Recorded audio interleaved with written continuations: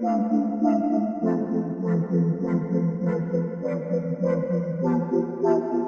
in, ladies and gentlemen, to MBR, or as we like to call it around here, Nothing But Rants, the show where I find topics that I'm oddly passionate about and I pontificate upon them. These are not hot takes, but rather takes that I'm hot about.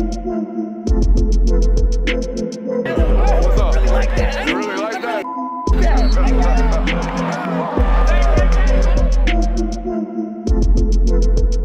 Let's shut up and grind some tape. What is up, ladies and gentlemen? Welcome into the Film Guy Network on a terrifically tantalizing Thursday evening. That's right. It is our last show of the week, and we like to say it around here, last show, best show. We do indeed have a loaded one for you. Trying something out tonight. We are live both on YouTube and on yours truly's Twitter account. So, however, wherever you found us, thank you for being here. Show your support, however and wherever you can on tonight's broadcast. I want to start with these thoughts right here. You know, the people who oftentimes stick their hand out when you're absolutely in most need of it, sometimes those people aren't always looking out for your best interest. Just because they save you doesn't mean they don't want to enslave you. That is our quote today from me. All right. That is my thoughts on, just business in general, especially in business. When you are in the time of your worst of worst, your most needs as a business, oftentimes the people who reach out and extend a hand to you, most of the time, and oftentimes those people are not always looking out for your best interest. You go out here jumping at every single lifeline that is presented to you in these times of needs, and you oftentimes might find a new boss, not exactly a new hero. And there is no doubt about it in my mind, college football is a business. It has been a business for quite some time, right? A multi-billion-dollar business at that. That's billion with a B, by the way.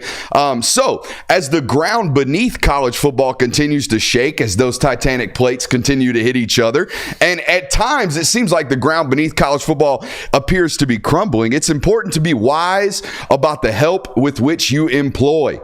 Okay, that's been my stance about particularly private equity trying to find its way into college football. Private equity's ambitions to get involved with college football have always made me feel a little bit uneasy and a little bit uncomfortable. I told you when I read the reports about, this idea of a super league coming out here, this idea of let's create this 80-team league with the right-hand man of Roger Goodell in the NFL. And by the way, the Philadelphia 76ers owners found his way into the mix here. And here comes JP Morgan. And there's the Saudi money laying around somewhere. Like all this private equity money, I've always felt really, really, kind of indifferent towards it, right? And I've always told you, this always seems like this private equity money seems to me like a bunch of snakes in the grass waiting to pounce. That's all they've ever felt like to me with regards to college football. Because why would private equity want anything to do with college football? Why would they want to be involved with college football unless they see dividends on the horizon? That would be the only reason big money would want to get involved and invest their money into a product, because they think big returns are available to them.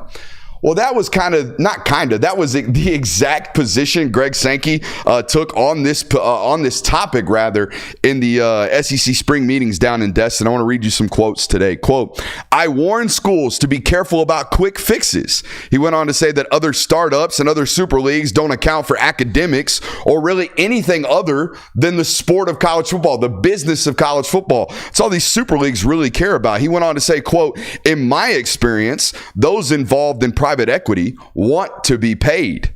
In other words, Greg Stanley just told you, right? Just because they might save you doesn't mean they don't want to enslave you. That's what private equity wants to do. They want to be, rushing to the forefront. I'm going to save college football, only to turn around and be the owners of it, right? And maximize the profits and dividends behind them. I got to thinking about this today, Kirby. This reminds me of a situation that happened in a famous HBO show called The Wire. You seen The Wire? I've seen episodes of it. All right, so some people will have not seen this show and they will resonate with this. But there's a character in there by the name of Stringer Bell. He's kind of the number 2 for the West Side drug runners, okay? Now, Stringer Bell gets put into a lofted position. He becomes like the boss, essentially, due to some unforeseen circumstances. Now, Stringer Bell starts to run out of product, and he can't figure out, how am I going to get this product back on the shelves? How am I going to make sure this business is running properly? And he thought it might might be a good idea to partner up with the folks over on the east side and Proposition Joe. Just because Proposition Joe had all the product.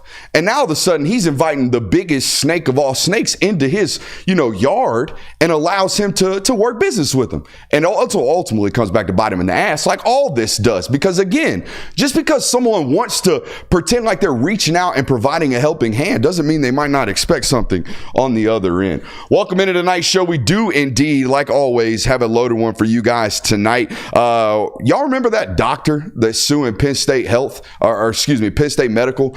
Well, that lawsuit came to a conclusion today. We've been talking about that one for the last couple of episodes, and we got some finality to that today. There's been some schedule changes around college football, particularly to some of the sport's biggest rivalries, so we'll talk about that tonight. Pro Football Focus, big time of the year, Curb, for them to be out here putting out lists. Mm-hmm. We got another list from those guys today. We're going to go a little bit critical on that on tonight's show. College football playoff has expanded. We'll set some new standards for that tonight. Potentially some logos coming to the jerseys of college football programs. We'll talk about that today. And Netflix getting involved with some college football content. So that's all good news for tonight's show. Make sure you hit that thumbs up button, like, subscribe, and rate and review. Want to take a quick second to give some love to our friends over at Prize Picks. If you have not already, run over to prizepicks.com, use promo code Brooks today. You'll get a 100% deposit match. What does that mean? You put up to $100, you'll get matched instantly with $100 right there in your account today. No better place to be than prizepicks.com right now. No better place to be than fiending for some PP. How we doing today, Curb? Doing good, man. I'm wearing all the hats today. Yeah, wearing all the hats today. He's going to be doing some production over there, running the cameras, running the chat. Y'all holler at my boy Curb today. We do not see Jay Will in the studio. He is officially getting married tomorrow to his wonderful bride-to-be. So we'll be out there in the northern Georgia area. Don't want to release too many deets. But hey, people are going to crash the wedding? Yeah, something like that. I do want to say this, though, and this is me propositioning you for some money, okay? Jay Will finna enter into some real world shit, right? He just graduated. He out here getting married and shit. Like, it's getting close to that time where Jay Will need to start making some real world money. So if you want to help yours truly out with maybe raising the wages of this show around here, go ahead and throw some super subs to your boy today in honor of that boy Jay Will's wedding. Appreciate all you guys for being here today. Let's get after it. All right, this Penn State lawsuit. Okay, we talked about it a little bit last night, but if you have not, there's a doctor. His name's Dr. Lynch. He was formerly the team doctor of Penn State football and some other athletic endeavors out there at Penn State. He was fired or relieved from his duties in 2019. He has filed a lawsuit, or did file a lawsuit, for wrongful termination. He won that lawsuit today, or at least they settled on that lawsuit for, here's the dollar amount, $5.2 million was what they were settled and what he was awarded today. And what came out of all of this, right? It was basically this doctor saying he was wrongfully terminated because he felt like James Franklin got rid of him because he was not allowing Franklin to be meddlesome in his rulings or in his medical decisions on Penn State football players. And we talked about it last night. There's several of these categories that I have felt like aren't necessarily par for the course, but they're kind of like football culture things. Like, for example, James Franklin would often storm out of these medical meetings that he was having with Dr. Lynch and Dr. Steinberg and all these guys about Penn State football players. Now, I haven't been inside of these rooms since I got out of college, and I haven't been inside of these rooms in a long, long time. But, however, I know college football coaches, and I know how they operate. When you tell them that their best player or their second best player or one of their starting players is not going to be available and he thought he might be, that guy's going to be ticked off. So walking out of meetings, whatever. You're a CEO. You get to do whatever you want. You get to carry yourself with the attitude that you want in that building. If you get bad news and you want to walk out on it, I'm fine with that, okay? He would often make players wear different jerseys. Okay, if they were injured, if they're on the injured reserve list, they would often make them, kind of go out here and wear Michigan colors, or maybe they'd make them wear Ohio State colors, or maybe they make them wear Maryland colors. Whatever it is, they would make them wear a uniform or a color, scheme of an opponent, basically saying, hey, you're not healthy, you're not with us today. I get it. I've seen that done at a variety of different college football programs. I've also seen this one. Now, this is a little bit extreme, Kurt, but I've seen coaches do this, right? Hey, if your ass ain't going to treatment, you are not hurt. Have you heard that before? Oh, for sure. I've heard one of that. the main things you heard all the time. Absolutely, because coaches are trying to encourage you to go get that ice and stim because them coaches think that shit is miracle working. When in reality, it is not. The best thing for an injury is time, and that's about it. Yeah, we need to get treatment, don't get me wrong. And I understand that if a player is not getting treatment, then he must not be hurting that bad. I understand that philosophy, and again, that is football philosophy. That is culture around the game of football around the world. Now, we talked about the ones that didn't sit well with us the other night, right? I talked about how there was a former suicidal player, actually attempted suicide, did not successfully do so, thank God, okay? That player was seeking psychiatric help, and that player was then asked by James Franklin, okay, to remove him from the scholarship 85 so they could get that 85th scholarship back and not remove him entirely from the university. They were going to pay his tuition and all that good stuff, but they wanted that 85 back. They want that football player medically retired, so said the reports. We felt really, really uneasy about that. That's an obvious one. Like, dude, really? You're out here trying to recoup a scholarship from a football player on your roster that was suicidal after sitting in that young man's living room, I would imagine at some point, and telling his family members, we're going to love your child like he is one of ours. Ooh, that's a little bit gross. We all felt that way. And this other one, Curb, I kind of bypassed it. Now, that one, the suicidal one, is obvious. Like, damn, you don't really care. I don't know if you really care about these players like you say. Now, here's the one that I bypassed in the initial report that is such a glaringly obvious. You do not prioritize the longevity of the not only lifespan, but the football lifespan of these individuals. This one right here. Okay. In these reports and in this lawsuit filing, it's come to forefront that Franklin asked these doctors to remove the terms lateral meniscus tear from all of their medical findings. Just don't talk about lateral meniscus tears with my players. Now, what? Why? Well, here's the deal. A lateral meniscus tear is one of the more often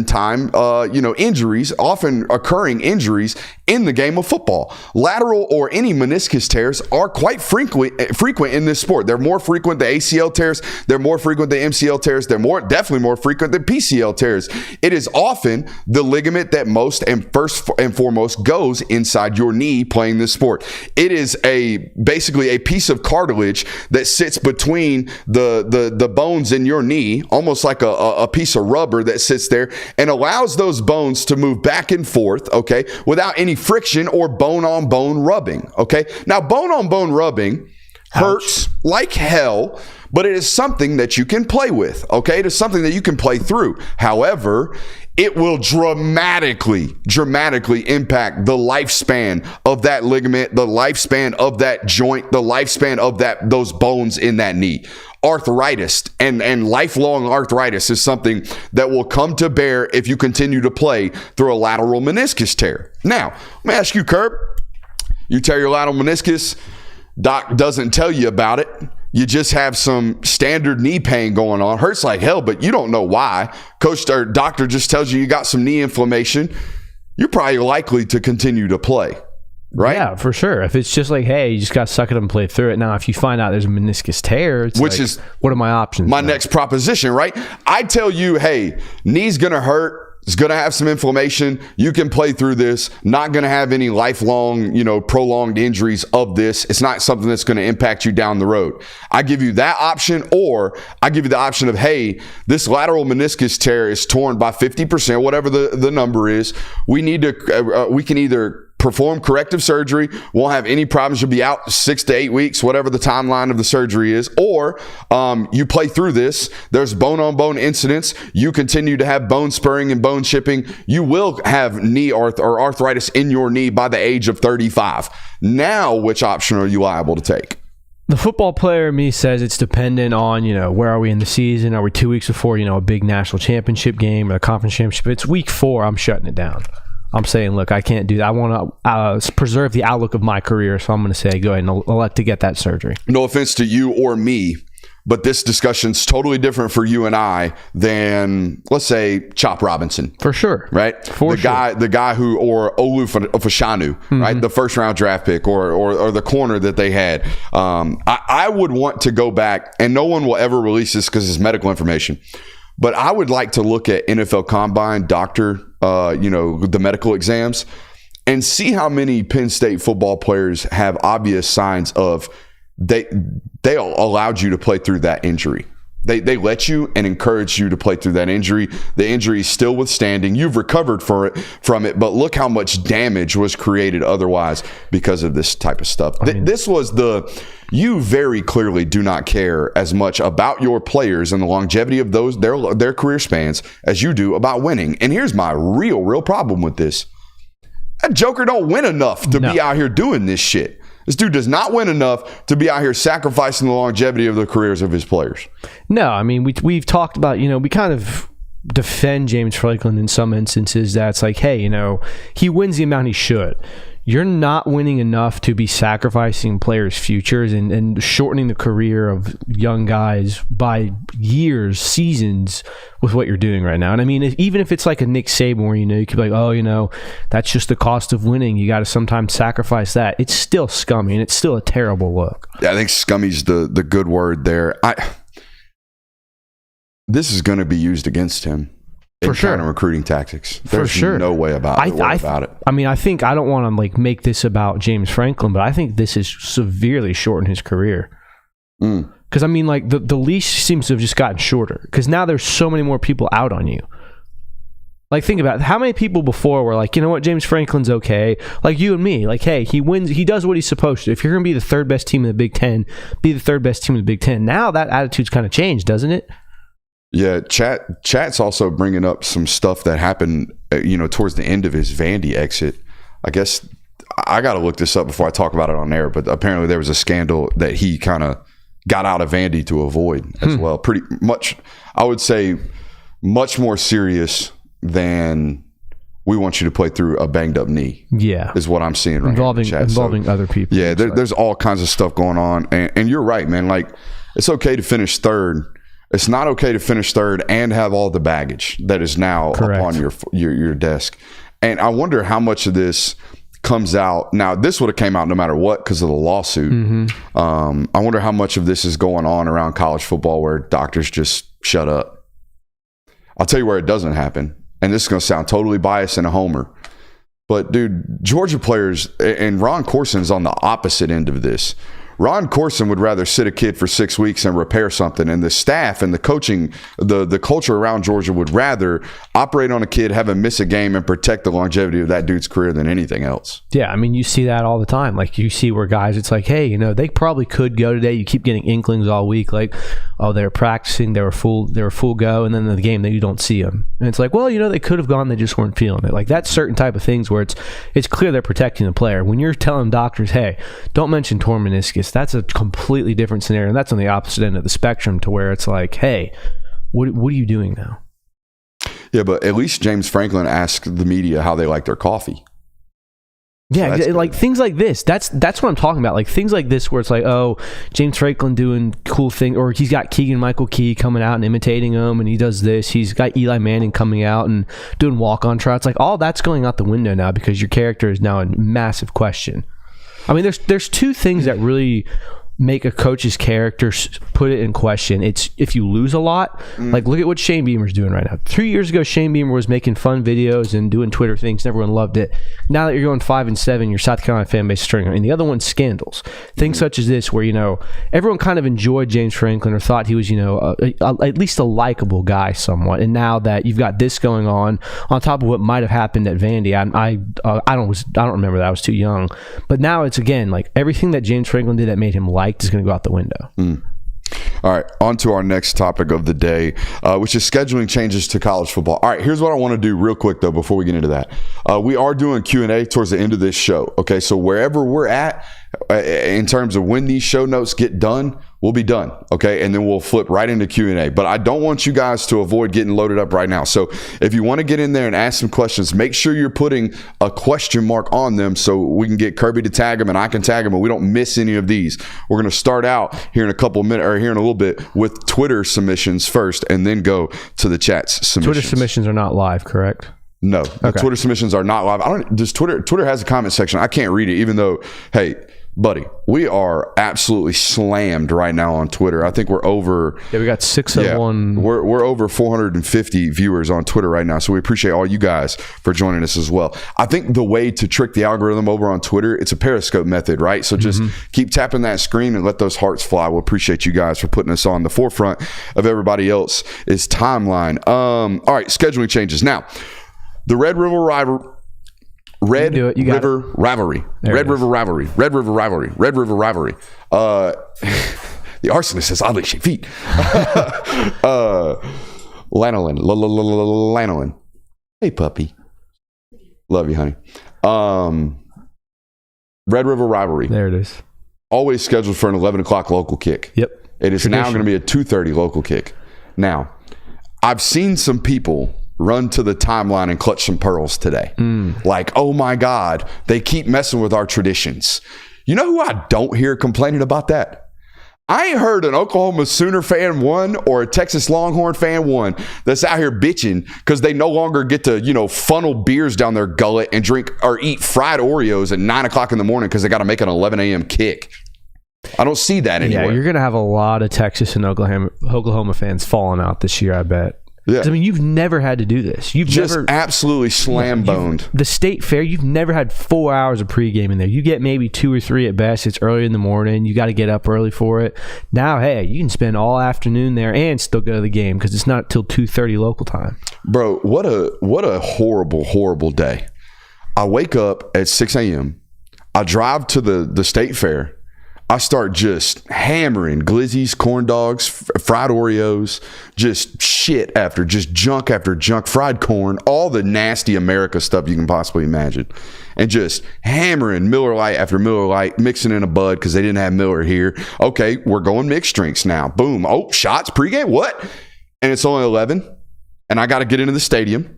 I don't know if they sell alcohol or not, but now I'm on Sunside of stadium at noon. Tough. Well, everyone's Sunside Stadium noon. Damn sun's in the middle of the sky. And I'm just sweating balls. 103 degrees. And just miserable prick. And my team loses against my arch rival. And now I'm hungover. And it's only 4:30. Yeah. That sucks. Now, all that gets kicked to 8. You just get to go home and go to sleep. Yeah, I mean, that's a win. You get 3 extra hours of... continue to rage because you won. You get 3 extra hours of Oreos and corn dogs and all the fun stuff, too. There's going to be a lot of people who are going to... I'm telling you, there's going to be a lot of falling out this year because no one's had to pace themselves before. You don't think Texans and Oklahomans know how to pace themselves with the alcohol? I mean, I'm sure there's definitely people who do, but there's also people who definitely don't. What do you think the most America thing is about that state fair? Is it fried Oreos? Is it the just gluttonous behavior of it all? What is the most American thing of that? The fact that it all starts at 9 a.m.? I think it's just the overall, the experience itself. Like, imagine telling a Europeaner, there's a bunch of people from the state of Texas and the state of Oklahoma. They come together in one fair, eat a bunch of shit food that's all fried. Anything that you can make, fried butter, fried Oreos, fried hot dogs. They all eat that.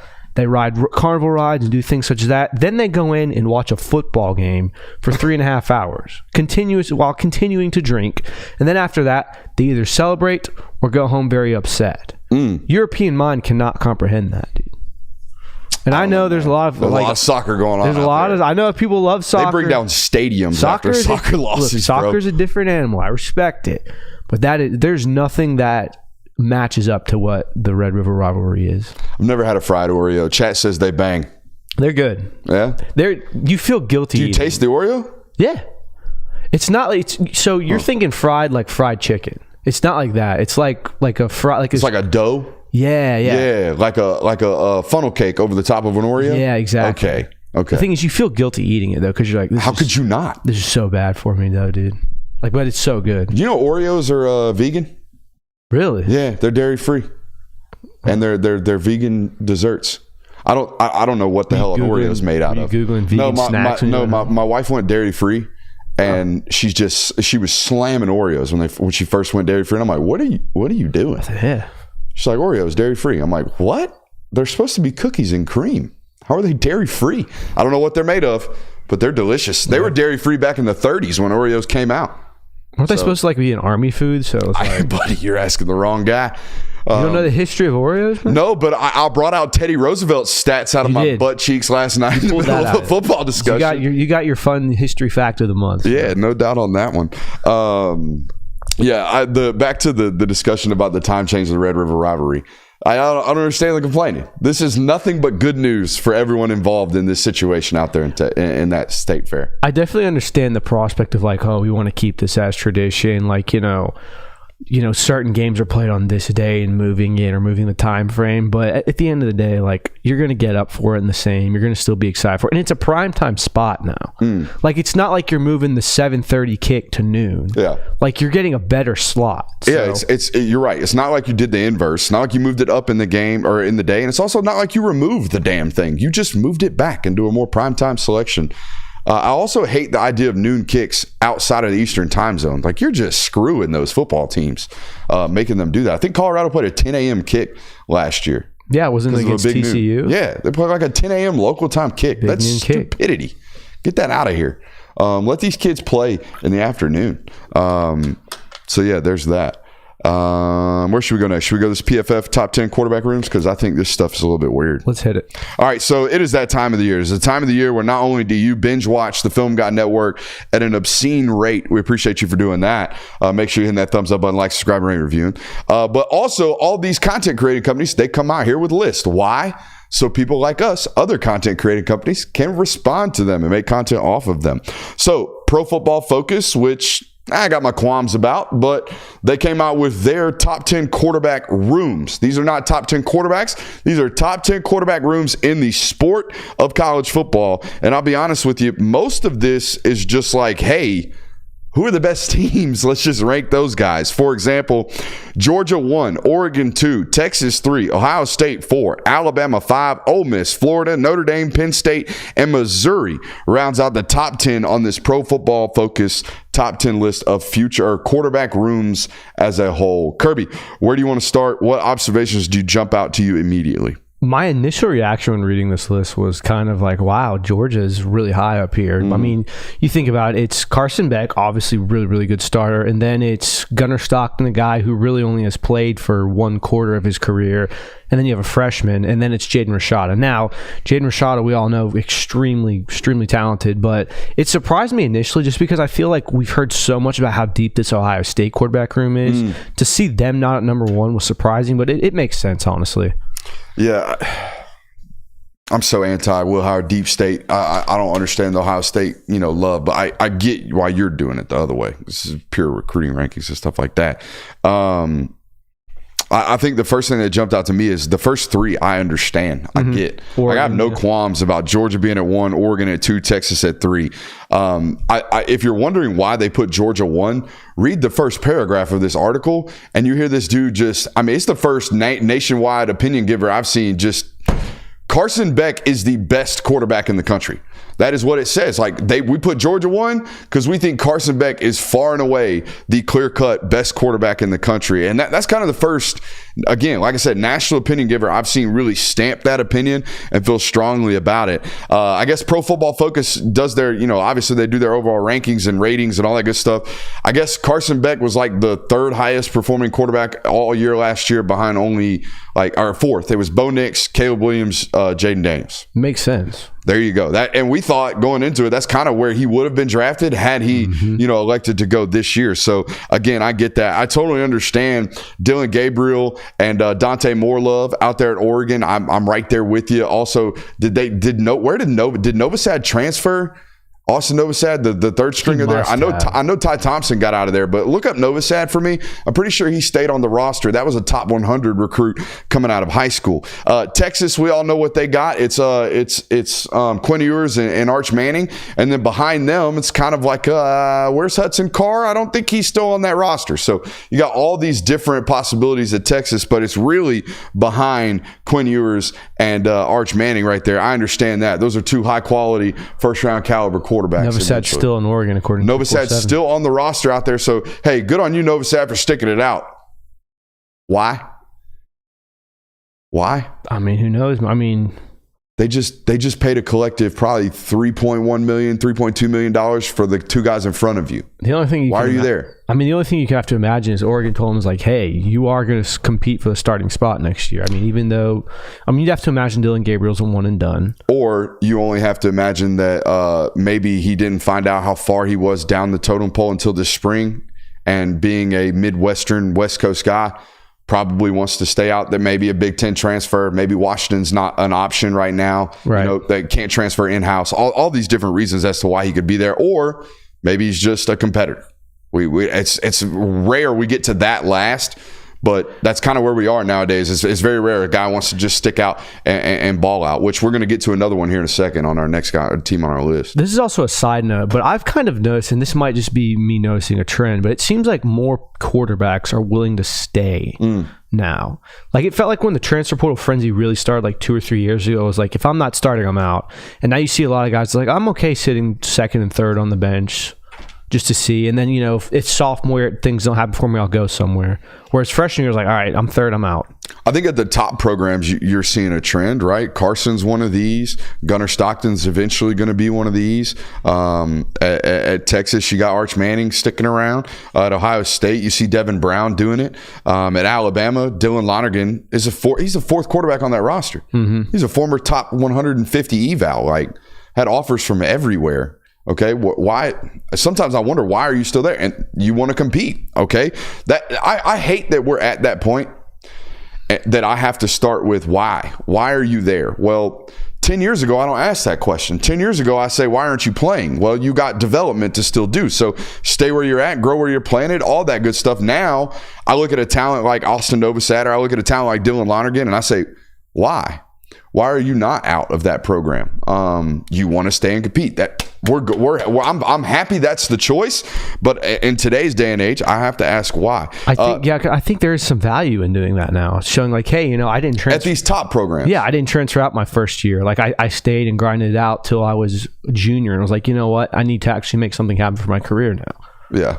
Like, I think there's something to be said about building that kind of repertoire where it's like, okay, this guy's a grinder. At least he's not gonna leave you when shit hits a fan. And it doesn't hurt that if you're presumably all these guys we're talking about, when we ask why, they're high-ranking recruits, you would presume that they're on pretty good checks right now.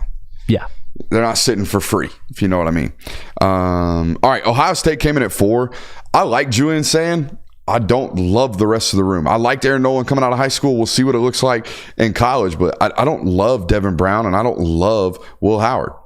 Yeah, Ohio State's one of those rosters where, like, the more you look at the depth wins over. The depth wins. There's 4 guys I think you could say, hey, that's a starting quarterback. Mm-hmm. I don't think there's 4 elite quarterbacks on there, whereas Georgia might have 2, Texas might have 2. We're pretty sure Oregon has 2, things such as that. So I think that's kind of what put Ohio State at number 4 here, is they probably have the most depth when it comes to starting capable quarterbacks, mm-hmm. but it's also no one really sticks out in that list. All right, number 5 is Alabama, and I think this is a nod to Alabama's history, Milroe's performance last year to an extent, and DeBoer as a whole, but not necessarily talking at the room as a whole. The Austin Mack kid from Washington that transferred in, DeBoer loved him. Grubb was really mm-hmm. Grubb's guy from everything that I've heard. I don't know how that's going to turn out. How could you? It's an early enrollee. He reclassed and graduated a year early so he could get to Washington as fast as possible. Reclasses from 25 to 2024. Spends basically 8 months out there at Washington, and then transfers to Alabama. He's 6'6". He's 210 pounds. Everything that I heard is just like, we'll see. And we're 18 months into this. So 18 months into we'll see doesn't make me feel great.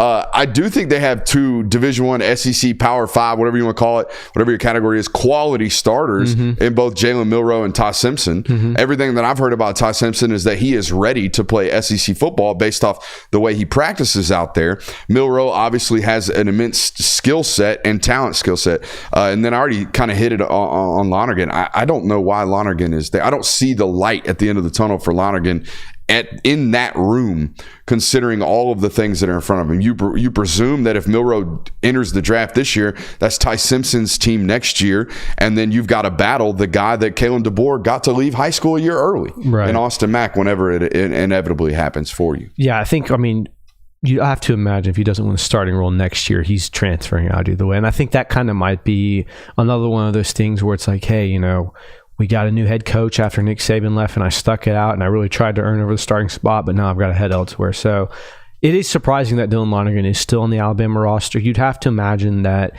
Kalen DeBoer probably had some talks with him, like, hey, we need you to stay this year just in case. Because, Alabama played 3 quarterbacks at one point last year. Like, when Jalen Milroe got sat against that USF game, they ran through their quarterback room. So, you don't know what you're going to be dealing with this year in year one as a head coach. So it kind of makes sense to have as much insurance as possible.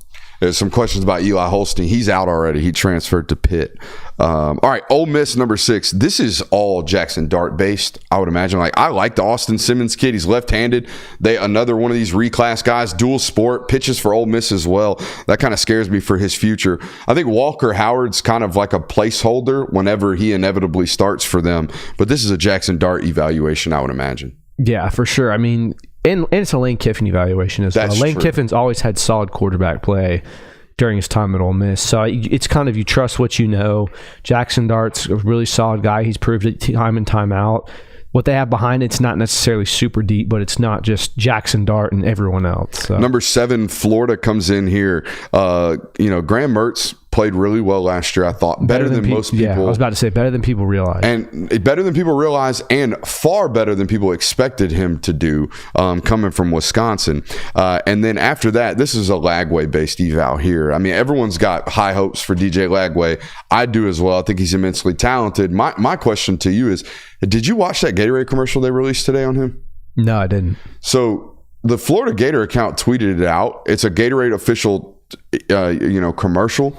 But he was not pictured in any Florida gear. I would imagine that's because of some type of rule. There's licensing, I think. Right? But the team Twitter and social media account tweeted it out. So how does that... Here's my thing. I haven't seen Florida do any of these Gatorade commercials in years past with players. Have you? They haven't done them with players specifically. Active Florida Gator players. No, and I think that the sponsorship is Gatorade with DJ Lagway. Yes. So if it's DJ Lagway can't use Florida's likenesses. But that's why when you're driving down billboards and you see all the Georgia players wearing jerseys, it's just a red jersey. Correct. But why is Florida tweeting this out? Probably because it's one of their players and they want to promote it. Gatorade is a brand, and it's synonymous with Gators. Even though you're not directly tying yourselves to it, just reposting, it's like, hey, remember Gatorade, that sports drink that was made for us? Here's our future quarterback. Yeah, I would jump on the advertisements as fast as possible with that kid, because he very well could be the quote unquote savior down there, or he could just be another guy, and no one ever remembers the $300,000 or whatever that Zaxby's wasted on JT Daniels. No one remembers that. Well, you also won a national championship immediately after you did that as well. So, but Zaxby's didn't. Zaxby's just lost that money. Yeah. Zaxby's will be all right. Zaxby's will be all right. Even though if they don't figure out how to make that Zax sauce taste like it did back in circa 2015, I think they cut some corners and cut some costs on that sauce. It doesn't hit quite like it did. It doesn't hit quite like it did, but there's still nothing on the market like it. You're right. Find me something better than Zax. I'm there with you, but it could still be OG. Yeah, it's not what it once was, for sure. Facts. Almost like James Franklin's reputation. Yeah, but I would say, not as much of a hit. Yeah. Yeah, but slightly. Call back to earlier in the show. Notre Dame at 8, don't get it. People love Riley Leonard, maybe? People really love Riley Leonard. And I like Riley Leonard. I don't love Riley Leonard. I think Riley Leonard really made a name for himself when he almost beat Notre Dame last year. After that, before that, did you really know who Riley Leonard was? Duke fans did.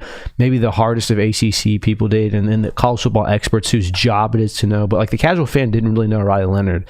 And obviously, you watch that close game with Notre Dame. He hurts his ankle, and now he's at Notre Dame. But where's this Riley Leonard love come from? I don't really understand it. NFL projections. He's got NFL traits. He's 6'5", he's 225 pounds. He makes all the throws, and he's supremely athletic. Yeah, but at some point, this is so unfair to Riley Leonard, but you have to hold the brand against him. Name one Notre Dame quarterback that has ever lived up to the hype in the last 20 years. Or even Duke. Well, that's fair, but I mean, like Notre Dame is like a brand, like a brand. Like Everett Golson wasn't what we thought he was going to be. Sam Hartman, flamed out. I mean, his best years were at Wake Forest. DeShone Kizer, like a bunch of guys like that, where it's just like didn't really ever live up to what people expected of them. And this whole Notre Dame quarterback, this is his year. And the backups are weird. It's like Lloyd Carr's grandson and a bunch of people I don't know. So, yeah, interesting there. Penn State at number 9, no. Just no. Get that. Just no all around. Their backups aren't even – I don't even feel like their backups are that great. The Grunkmeyer kid's like 6 foot and Trace not McSorley. Drew Auer. Trace McSorley. No, he's not. He's not a great athlete from what I remember. He's got the grit, though. Oh, super gritty. Let someone write a song about him. Gritmeyer. Let someone write a song about him, and then we'll see. Missouri at 10. I don't hate it. I would have liked this a lot more had Sam Horn not blown his elbow out playing baseball this spring. Sam Horn about 94, 95 off the mound for Missouri baseball, who, by the way, I think was 9-23 in the SEC this year. So if you're Eli Drinkowitz, do you love the idea of your backup quarterback throwing his arm out for a, what's that, 16 games under 500 football or baseball team? I don't love that. I mean, there's more money in baseball, though. Yeah, in professionals. Yeah, but so the odds of you making it are slimmer. True. Yeah. I don't know. I mean, if you're a starting quarterback in the SEC, you're gonna play you're gonna be on an NFL roster at some point. You would assume. Yeah. I mean, when was the last time this is a really, really bad thing to ad lib here, but I can't remember the last SEC starting quarterback that did not at least get on a roster. Pick a Vandy quarterback. Oh, there you go. Pick a Vandy quarterback. Sorry, guys. Sorry, guy. Except for that one that was apparently fixing games. Remember him? Remember that story? When the Mafia came to was like offered him $300K. The Mafia was like, throw this game. Some Italian dude walked up to me in the middle of a bar over at Jason Aldean's in Nashville and was like, "Hey, want to make a quick $100K? Throw the Bama game. Throw the Bama game, you third string quarterback who's never going to play. Lose the game you're predicted to lose by 30 anyways." Love it. I got a question. What's up? So, I mean, this list is kind of a mix of requirements. Like, obviously, like you have the top guys where it's like deep room, super talented. Then it's kind of, hey, their coach has a reputation of really having good quarterback play. Would you put USC on this list anywhere? I mean, I know they don't have a Heisman quarterback. Miller Moss is Miller Moss. Yeah. But it's Lincoln Riley. Like, if there's anyone in the coaching football world who could produce a high talent quarterback, it's Lincoln Riley. Yeah, I would venture to agree with you, except for their depth behind Miller Moss is like non-existent. I don't think they have anything after him. I would make the argument that USC should be in over Penn State. Because of their coach. I would argue that if you included the 2025 commits, this list looks totally different. Oh, yeah. If I got to add in, you're telling me Tennessee could go from 2 years of Nico to 3 years of George McIntyre? I like that. I like the idea of that. I like the idea of that a whole hell of a lot more than Drew Aller's got a year and a half left, and then we're going to hand it over to Grunk. That's a hell of a name, though, dude. Grunkmeyer. By the way, they definitely call him Drunkemeyer when he gets hammered, right? There goes old Drunkemeyer again. I like it, dude. I do too. That's a good nickname. And then when he gets like, have you ever seen How I Met Your Mother? I am Hercules. Yeah. I am Drunkemeyer. I can just see it right now, standing on a beer pong table after he goes 9-0. Dude, this guy's already a legend. This guy's already a legend, dude. That's why Penn State made this list. You're right. Because of Drunkermeyer. I'm good with the list otherwise. Anybody other than USC, any other teams that were left out of this? I would argue that LSU, with what they have coming, again, including 2025, you've got what's going on right now with Nuss, and then you get to hand it over eventually to Bryce Underwood. Oh, by the way, in 2024, they signed the kid out of North Florida, played for Trinity Christian. Oh, man, Colin Hurley. Yeah. They signed him as well. They still have really talented. They still have AJ on there. And they still have AJ Swan on the roster. So LSU, not bad. Yeah, I would put LSU in there. I think you could make an argument for Tennessee. I know there's not a ton of depth behind Nico, but I feel like the starters are better. Like, there's got to be something we're missing on Penn State. For them to be in over like LSU. Did you read the article? Yeah. Okay, the article was basically like, all you people that don't think Drew Aller's good, you're stupid. Look at his Pro Football Focus rating. Ooh. Yeah, they're big Drew Aller fans. Well, that's also like we got to stick to our guns here. And we're like, by the way, another sneaky room that's good that didn't. I don't think I had anybody leave. Texas A&M sneaky. That is a sneaky. Connor Weigman, Marcel Reed, and then the other cat that they got that's 6'3.5" and can run like a deer. Sneaky good A&M out there at the quarterback position. Very sneaky. Sneaky. Setting the college football standards. I like this idea. You brought this one up today, Curb. I'm going to let you introduce this one to the audience. I'll preface this. I went to a friend's graduation over a couple weekends ago, and at the party, Thank you for our service. Shout out my boy Thank you Dylan. for your service, Graduated from West Point. But at the grad party, we're talking college football, and one of the people in the group we're talking is like, 9-3 gets you in the playoff now. Like no matter what, like you can be 9-3 team and you're automatically in the playoff. So I've been kind of pondering that. Is that really the case? And we've kind of looked at some of the previous seasons to see, is 9-3 the baseline or is it more than that? So with that, I'll hand it over to you.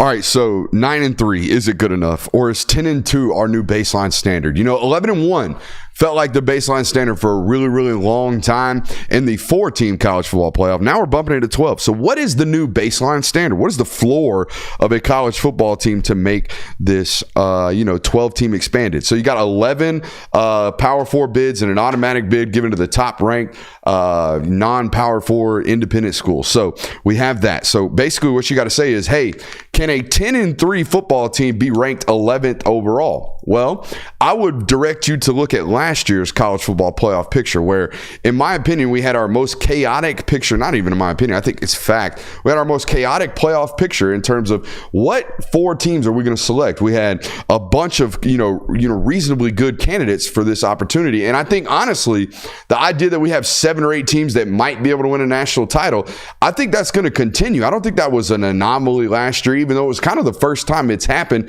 Every other year, it's like we got 3. We got 2. Really, there's one clear-cut best team. Maybe they get knocked off. It's kind of how it felt prior to last year. But I think that a lot of changes in college football have led to a little bit more of a parity in this sport, at least amongst the big boys in the sport. So let's look at last year's final rankings. Okay, these weren't the final rankings at the end of the year. These were the final rankings that they made after the conference championship week, deciding the final 4. Okay, Michigan was obviously number 1, the only undefeated left in Power 4 football last year. Washington, Texas, and Bama, those were the playoff teams. FSU and Georgia rounded out the top 6. Ohio State was 7th. Ohio State was our lowest ranked 1-loss Power 4 football team last year at number 7. Their 1 loss coming to Michigan. Oregon was our highest ranked 2-loss team last year at number 8. Missouri, Penn State, Ole Miss, and Oklahoma rounded out the 2-loss football teams. LSU was our highest ranked 3-loss team last year at 13th overall. So last year, no, it wouldn't happen, right? You would have had 2-loss teams make the college football playoff. LSU at 3 losses would have been that cutoff. They would have been removed. You would have had some type of debate between Ole Miss and Oklahoma right there at the 11th spot. Maybe even throw Penn State into that mix. Hey, who gets this 11th spot between you? Which 2 of the 3 schools here get the 11th spot or the 10th and 11th spot? And look, I think we're more prone to have examples of college football like last year than we were years prior where, hey, we got a couple of teams that are 12-0. We got a couple of teams that are 11-1. They're obviously the best. Let's put them in a playoff and let's get after it. I think now with no divisions in any conference left remaining and real scheduling created via that, right? Like Georgia's schedule's the hardest it's been in 20 years. Why? Because they got rid of divisions. Why? Because the SEC East has really, really fallen down over the last, 6 years. Why? Well, because Georgia's great as shit. So they take all the really good players here in the Southeast and they are the real Eastern portion of the conference and they dominate the rest of their division members. Well, we don't have that anymore. So no divisions on top of the fact that we don't play 8-game conference schedules anymore. We play 9-game conference schedules. So you just flipped out a Tennessee Tech matchup with, Mississippi State or Missouri or worse, Texas or Oklahoma or Bama or LSU. All right, so that's going to make your schedule harder. So we're going to have more losses available on your schedule. All right, and also I think the portal has really created a balancing of power between the real haves and not necessarily the have-nots. Right, the Wake Forests of the world have really declined. Their chances of even making a 12-0 or an 11-1 ACC championship like they did 3 or 4 years ago, I don't think that's on the table for them unless they have a really special season. Here's why: their starting linebacker, that's an all-ACC player, he just got a bag thrown in front of him to go play for Ohio State or go play for Texas A&M or go play for whoever needs to make a national title run with their boosters bag at the end of the year, right? So that right there is certainly, part of the reasons why I think this sport has become a little bit more, there's parity. What's the periodical? No, there's more parity in the sport. Yeah, I agree with that. And I think that as good... Oh, my bad. That's a J-Will. That's a J-Will rule. So, and I forgot to do it. That's on me.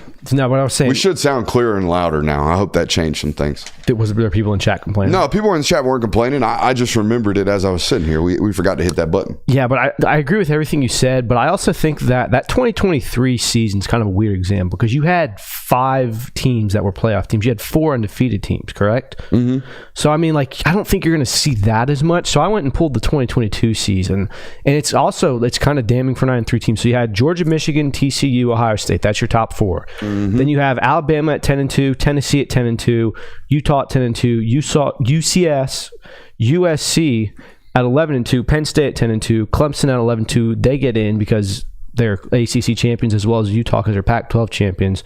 So Utah is 9-3. They made it just because they won the conference. So that's the path. Yeah, that's your path. Have your whole conference beat each other up. Exactly. And your conference champion gets in. Then it goes to Kansas State, won the Big 12. They were also a 9-3 team.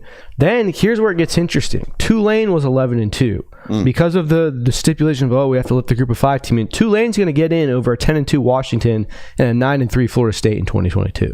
Which would make Florida State fans very happy, I'm sure. So, I mean, the reality is, you can get in with a 9-3 record, but that's only if you're winning your conference. Mm-hmm. Otherwise, there's so many 11-1, 10-2 teams, and especially in a year like 2023, where the Power 5 had every Power 5 conference had at least one team that was undefeated or one loss. So, I mean, you're not going to get a lot of 9-3 opportunities of, hey, we can still sneak in. So it's 10-2 is now the baseline, which didn't move the margins as much as you'd think it would, because obviously you go from 11-1, you add 8 more slots, and it's still you can only lose 1 more game, which I guess is a good sign. This keeps Ohio State in the playoff forever, right? Yeah, I mean, your Ohio States, your Texases, your Georgias, you're telling me Ohio State's got to go 1 out of 3 against Michigan and whatever pairing of USC, Washington, Oregon, and Penn State that they get, and not have a Purdue like you did in 2016 or 17. And again, I don't know if that's that happens. It'll happen. It'll happen. It'll still happen in college football, but I wonder. I really do. I wonder how much of these upsets have kind of declined, because I do think our top football programs are much better than they were 3 or 4 years ago. I think you're still going to get your upsets. Okay. I think still college football. Yeah, kids don't show up. Texas A&M beat Bama in 2021. Mm-hmm. There was a big upset in 2022. I mean, you're still going to get these monumental, holy shit, how the hell did they lose that game type of upset. By the way, we just crossed over a conglomerate of 1,000 viewers. So I want to give a shout out to that. I think Twitter was a good play today. This is the first time we've tried this. I didn't realize my Twitter account was that big. So shout out. Make sure you're following me on Twitter if you're not already. Let's tell J-Will it's because he wasn't here. Yeah, let's do that. You're fired. People found out J-Will wasn't here and they flooded the chat. Greatest day of his life. He's getting married tomorrow. You're fired. How you get fired on your day off, Craig? You know what? I have an allusion to that later in the show. Shout out. Callback. Logos coming to jerseys. We're FIFA in this bitch. Yeah, FIFA, NBA. It's I'm a traditionalist. I think that, having just the jersey is important, not having all these bonus patches, but it's also it's not that deep. Having the little patch on the jersey, if it's a cool sponsor, I think it's a little bit that deep. You think so? I do. What if a team gets Zyn to sponsor them? No, I hate it because I don't think it's worth it. And here's why. Two questions. One, are you selling the jerseys inside the school store with these logos on them? That's my first question. The aftermarket fans wanting to buy jerseys, are those jerseys all slapped with Love's logos or whatever the hell you're doing? I want to know that. And does that therefore decrease the amount of jersey sales? I think we have a little bit of a, a data set here with the NBA teams. NBA teams started putting logos on their jerseys. I would imagine jersey sales dipped a slight bit. So looking at the NBA store right now, when you buy a jersey off of like a Lids or a legitimate jersey site. Yeah. Yes. Like they don't have the patches. So they don't. Advertise. Now, obviously, that's obviously like, hey, look at the player who's wearing it on TV. I think that's what they're going to use it for. I think when they first, this is second or third year that the NBA has done this. I'm sure you're right. I think the first year they sold them with the logos on them, and now we've seen them revert to not doing this. So that was my first question. Are you going to impact jersey sales by doing this? Therefore, impacting nowadays the money that goes into the pockets of players because they're getting a percentage stake on these things. The other thing I want to know is if I'm Nike or if I'm Adidas or if I'm Under Armour or if I'm Jumpman or whoever pays to put their damn logo on that left side of that chest, does my price point go down now? Because I sure as shit, I'm not paying as much as I was 2 days ago for my Nike check on Georgia's jersey if a McDonald's sponsorship or a Coca-Cola sponsorship's on the right chest. You see what I'm saying? That's a great question. I pay for exclusivity. Prize Picks pays for exclusivity to have that Nike check on that left chest. Yeah, I mean, I guess the argument is then, like, does Nike get some sort of discount for their fact that, you have a Rose Bowl patch or something, or whatever bowl game you're at, they throw a patch on there too? Because, I mean, that's a sponsorship in some ways. So I don't really know if Nike's price point's going to go down. I don't think it's going to really matter. You're never going to see those figures anyway as a college football fan. It's going to be weird to have to adjust to, like, seeing a player have a McDonald's patch on their side, but it's also like you can spin it in a way that's very helpful. Like I said, like if you get a brand that's popular amongst college teens or college adults, it'll be fine. There are going to be traditionalists out there and purists who are like, oh, here we go again. They're ruining college sports with their patches on their jerseys, but I don't think it's that big of a deal.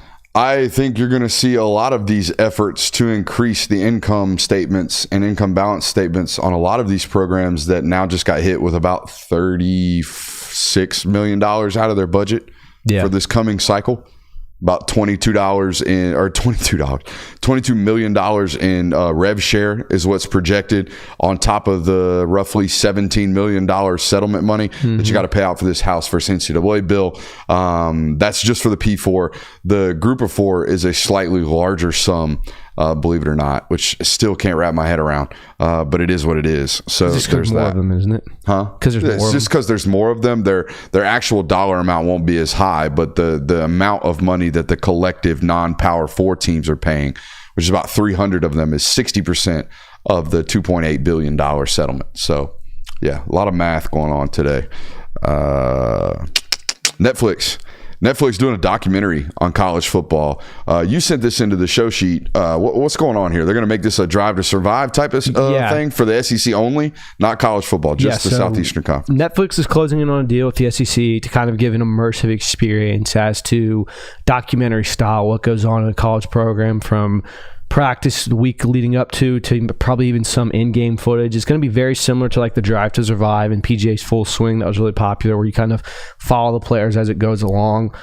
It's going to be very interesting what kind of info you get and see. Like we've seen certain documentaries from Georgia when they won the national titles. Like you kind of got coaching doing some sort of things behind the scenes and that, but I don't know how much access you're going to get necessarily, because it's not like golf where the plan is always to come out and play well. Like there's certain game plans and things that go into football. I was just about to ask. College football coaches are pretty notorious for wanting to control information.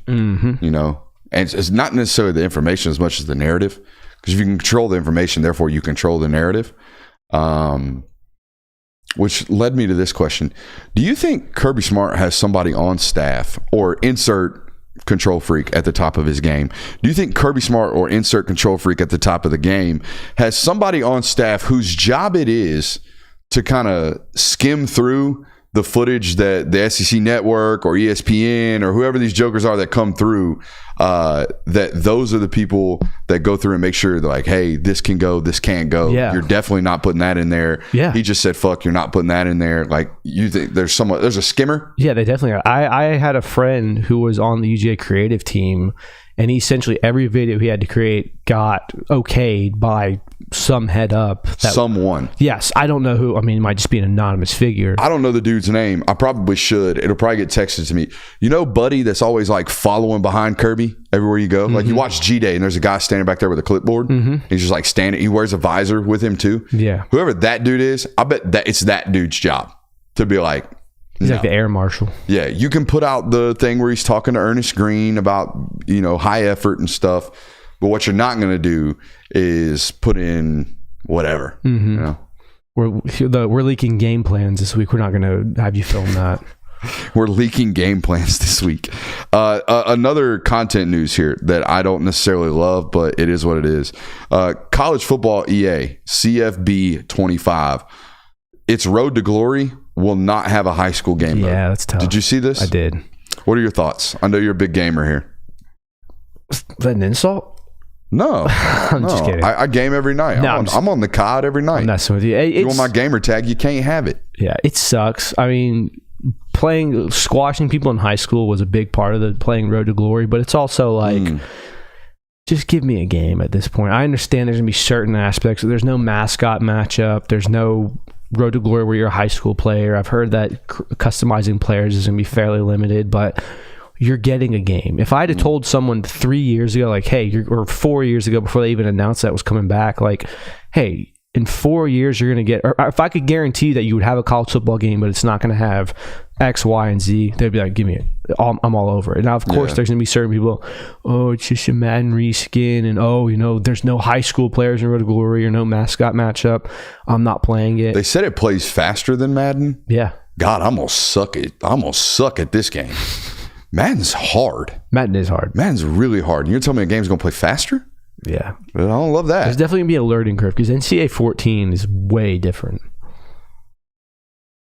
What do you read? What? They only have 5 positions to choose from in Road to Glory? So what? Quarterback, running back, wide receiver, and what defensive players? Oh, man, that stinks. What are they doing? I don't know.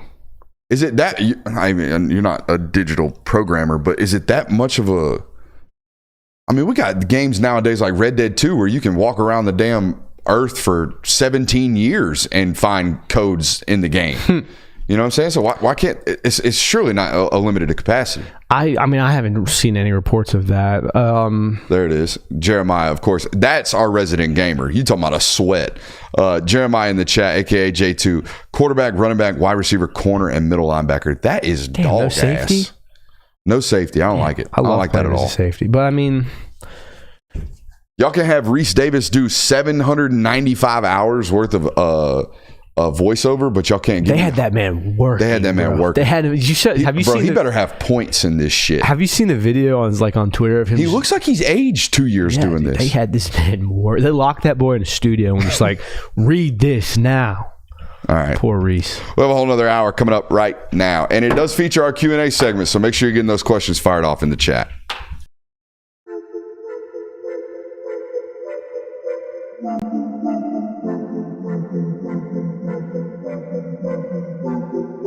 Welcome into Talk the Dog, the show where we find a bone to pick and a take to give. These are not hot takes. These is dog takes. Can I talk that dog?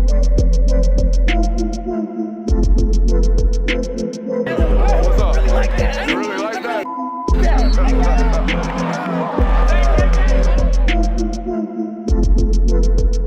Let's shut up and grind some tape.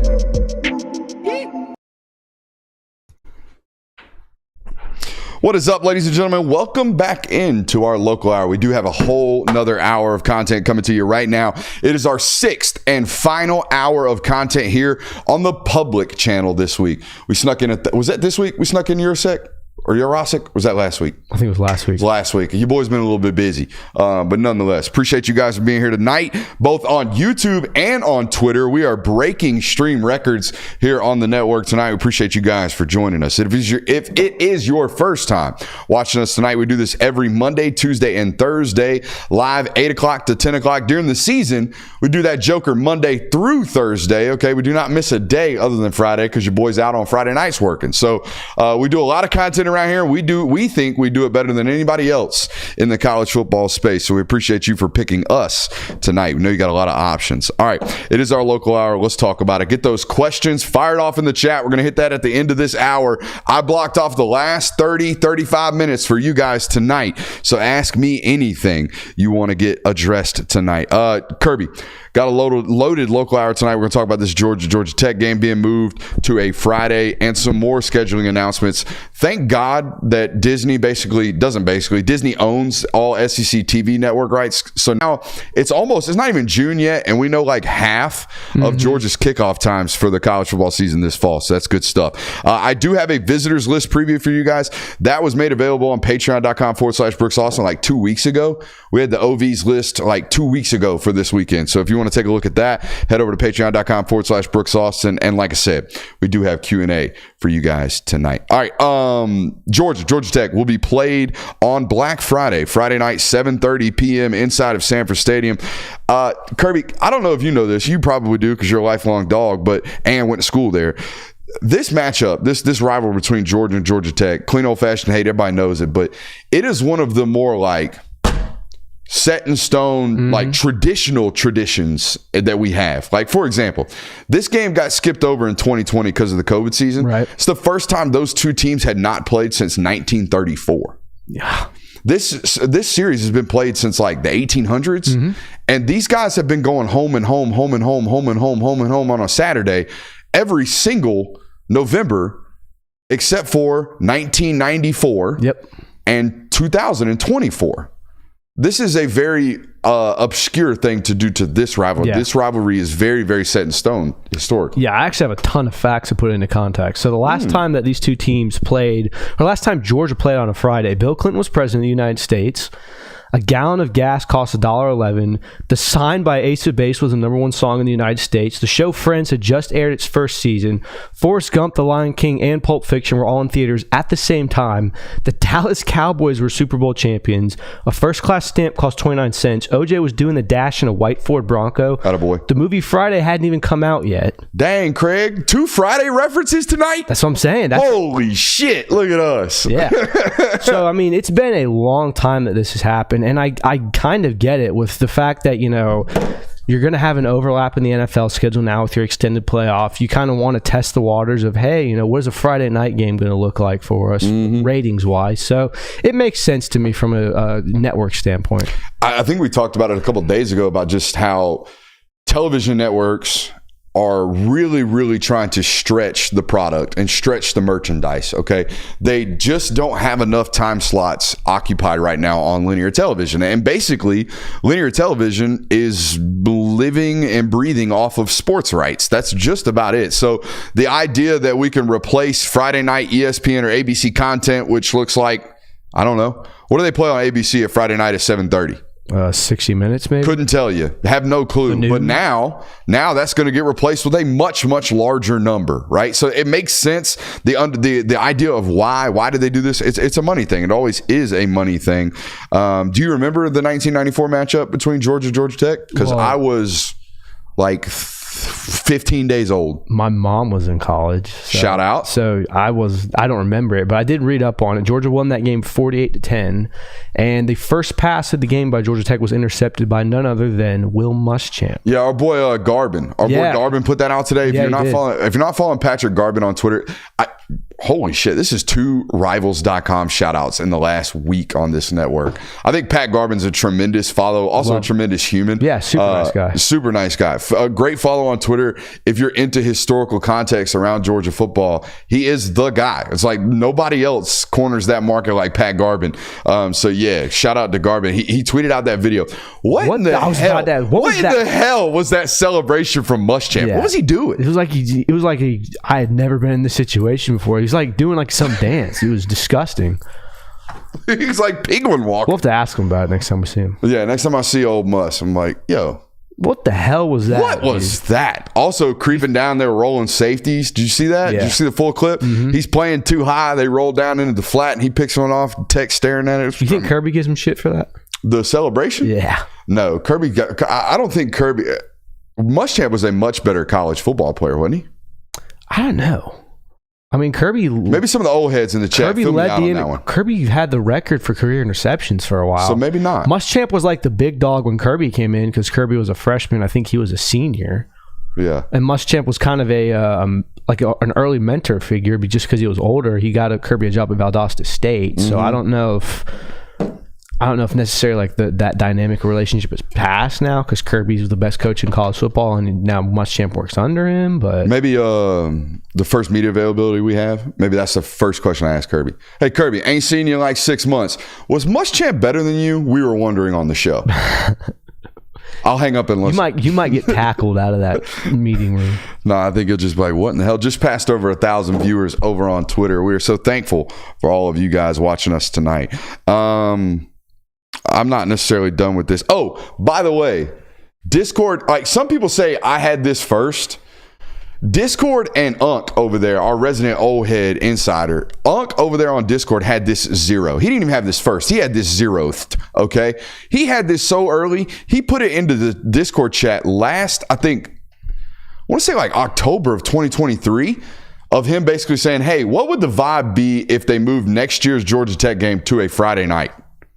Unk had it like 8 months ago. So if you want that kind of inside information, you can check it out. Patreon.com/Brooks Austin. And our Discord chat does come via that subscription. So shouts out to Unk. I mean, god dang, what's up?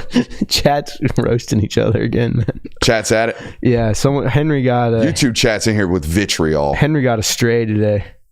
Yeah. Yeah. About the video game hatred? No, Henry, I imagine you watch this podcast in black and white. It is funny. We do skew a lot older than I thought because we have demographics on all this. I thought we were just the resident young station. I thought like all the frat guys listen to us or whatever. Yeah. Not so the case. Not so the case. Shout out Henry, man. Yeah. Shout out Henry. Shout out all the Marion. Shout out all the old heads in the chat. Dude. I mean, all the OGs in the chat holding it down. So yeah, we do tend to skew a little bit older than I thought we ultimately did. What do you think about it? Because I know that the schedule matters to you. Money continues to talk in these situations. But I'm not like from your standpoint of like the fact that you have to get ready for a night game now. You hate it? I hate it because I'm supposed to be in an Elite 11 high school football game.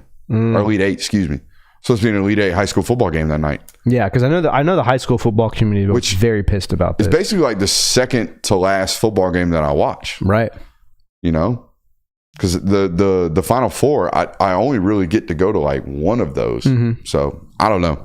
I don't love it. I should be at a Friday night high school football game, and instead I'm going to be in Athens, which is, look, there's worse places complaining about being in Athens football game. Yeah, man. Like Saturdays and covering college football, those days, man, that ain't nothing better. Yeah. There's nothing better. The 12, 14, 16-hour shifts that I work during the off season to just grind to make sure we can put food on the table, all of that stuff is made worth it for those singular 16 Saturdays. You know what I'm going to like about it, though? I'm going to like being able to wake up on Saturday and be able to focus on all the other rivalry games. That's cool. Because the Georgia Tech games that way, you can watch the Iron Bowl now. You can watch the game and not have to worry about... Because last year, we had to listen to the game on the radio because we were traveling to Atlanta, obviously, and, completely missed the Iron Bowl. Like, I didn't even see the, 4th and 26 or whatever it was. Yeah, we didn't. Yeah. Like I was on the sideline. Yeah, I had to ask you what happened. I had to watch it on, I saw the alerts on Twitter. My phone was blowing up. So, being able to watch games like that is going to be nice now. And honestly, waking up, eating Thanksgiving leftovers. Could be worse. Heading out to Athens doesn't seem that bad. A member of our Discord chat had a tremendous point today. All the women are going to be Black Friday shopping, which means this might be the only Georgia football game you get to watch in your docile, in your one little hole all by yourself, and you get to be a man and a lunatic. Do people still Black Friday shop? I don't know. I just thought it was an idea. I don't think they do. But you can encourage, hey, honey, Go buy me some the shit. prices might be lower in person. Go check out that Kohl's. Get off of Amazon today. You know, that kind of thing. Yeah, I mean, it's definitely possible. And it's Cyber Monday. Black Friday is in-person shopping. Cyber Monday is all the crazy online sales. Yeah, but I mean, brick and mortar stores, like, it's dead. Like, Shout out brick and mortar. We went last year, I think, to just like, hey, let's go Black Friday shop. We went to an outlet mall, and it was like 40 people there. So, never know what vocab term you're going to hear on this show. Yeah, brick and mortar just made an appearance. Love it. I mean, that's what they're called, isn't it? Yeah, it is. That's why I think it's funny. More scheduling announcements. We know like half of Georgia's kickoff times. We got 5 of them Tennessee already. Tech at 2. Yep. Tennessee Tech at 2. Holy hot. It's gonna be that game's gonna be miserable. That's gonna be probably the worst game to watch all year. Nah, there's a noon kick somewhere in Columbia where someone's gonna die of a heat stroke. But I'm talking about a home game. As far as your home schedule from a home goes. game standpoint, I would pay anything to sit on the home side of that football game. Dude, my first ever college That football game. student section, they're going to be some hospital My calls. first ever college football game was a noon kick against Kentucky, November 19th of I was probably 8 or 9 whenever Kentucky was at home that year. First ever college football game. My grandfather took me to it. We sat home side away side about 35 rows up. In the middle of November, I sweat my balls off. Yeah. It was miserable. So hot. So yeah, that side of the stadium needs some help. And this 2:00 kick ain't gonna do it. That's how G-Day was this year. Yeah. And the stands were dead. It was rough. G-Day felt fine to me on the field. Yeah, on the field. In pants too. Pantalones. Yeah. Gray pants. Didn't even swamp ass them. Really? Yeah. Yeah. You know, I was really worried about that at G-Day. You were worried about my swamp ass. When I was sitting there basking in the sun, I was like, man, I really hope Brooks doesn't have swamp ass. I didn't. You know, it was probably because I didn't sit down at all. Yeah, I mean, and they got those big ass fans. Now I know they're not facing you, but just looking at that and being able to visualize, man, that probably feels really good. Probably does a lot for the spirit. It does a lot for the spirit. All right, Clemson at noon, Tennessee Tech at 2, hot as hell. And then 2 night games were released today. Kentucky at 7:30. We knew that though, didn't we? Did we? I feel like we did. Lexington at 7:30 at night. That means we're going to have to buy a hotel room in Lexington. I'm not happy about that. Does it? I mean, I'm not driving back at 1:00 in the morning. Shit, we might take turns. You reckon you stole it. Hey, with you in the car? With me in the car. Sir, I was asleep. I'm being kidnapped. I've been kidnapped. Alabama at 7:30. That's a huge one. That's that made that game way harder. Way harder. For like winning? For Jordan, to win. Yeah, Yeah, okay, it made that game way harder. I thought you were talking about like from a you and me standpoint, but No. To the idea of you're going to win. Well, that you game. knew. Yeah, you knew that was going to happen. You'd have to imagine. Well, now this is my point of this. Now seeing all this scheduling announcement, I think we kind of get a good picture of how Disney and ABC are going to slot these games. Where CBS used to take the best one, put it at 3:30, second best one, slap it at 7:30. Most of the time, that was an SEC West matchup. Right. It's that late slot. Now we can kind of tell that. And the Ole Misses. Yeah, now you can kind of tell that it looks to me like based off this strategy, it looks like their 1A block, their like primary game, their best matchup is going to be at 7:30, and then I would say just to compete with Fox, their 1B block's probably still going to be noon, Probably. and then their 2 blocks going to be that 3:30 matchup. Yeah. I haven't seen any of these like LSU and Alabama just got released 3:30 kick. I see a lot of those getting pushed to 7:30 with that middle matchup being at noon. Because CBS still has the 3:30 slots. I mean, Big Ten's going to be your 3:30 game from now. They're going to get off of Big Noon Kickoff. Probably still have it, right? It'll still be named Big Noon Kickoff, but I think their best game won't be there. They're going to transition to Fox Fridays now. I know they're entertaining the idea of moving to some games on Friday. Let me look that up while you. Is that just an opportunity to get another piece of merchandise on the shelf? Is what it seems like to me there. That Alabama game at 3:30 in Tuscaloosa, that's going to be a 6:30 local kick for that one. So maybe it won't be a complete night game until midway through the first half, but nonetheless. Florida, the other game, obviously 3:30. Do you think Texas is going to be a night game? It's got to be. Right? Georgia's going to play 3 night games this year, all on the road. Yeah. I mean, And again, if it is at 7:30, it basically confirms my theory that Disney wants that primetime slot to be the big game of the week. I mean, I don't blame them. I don't either. It made sense because you just got used to it, but the idea that the best game's at 3:30 always kind of felt weird. So you think this changes the difficulty of the schedule to make it that much harder?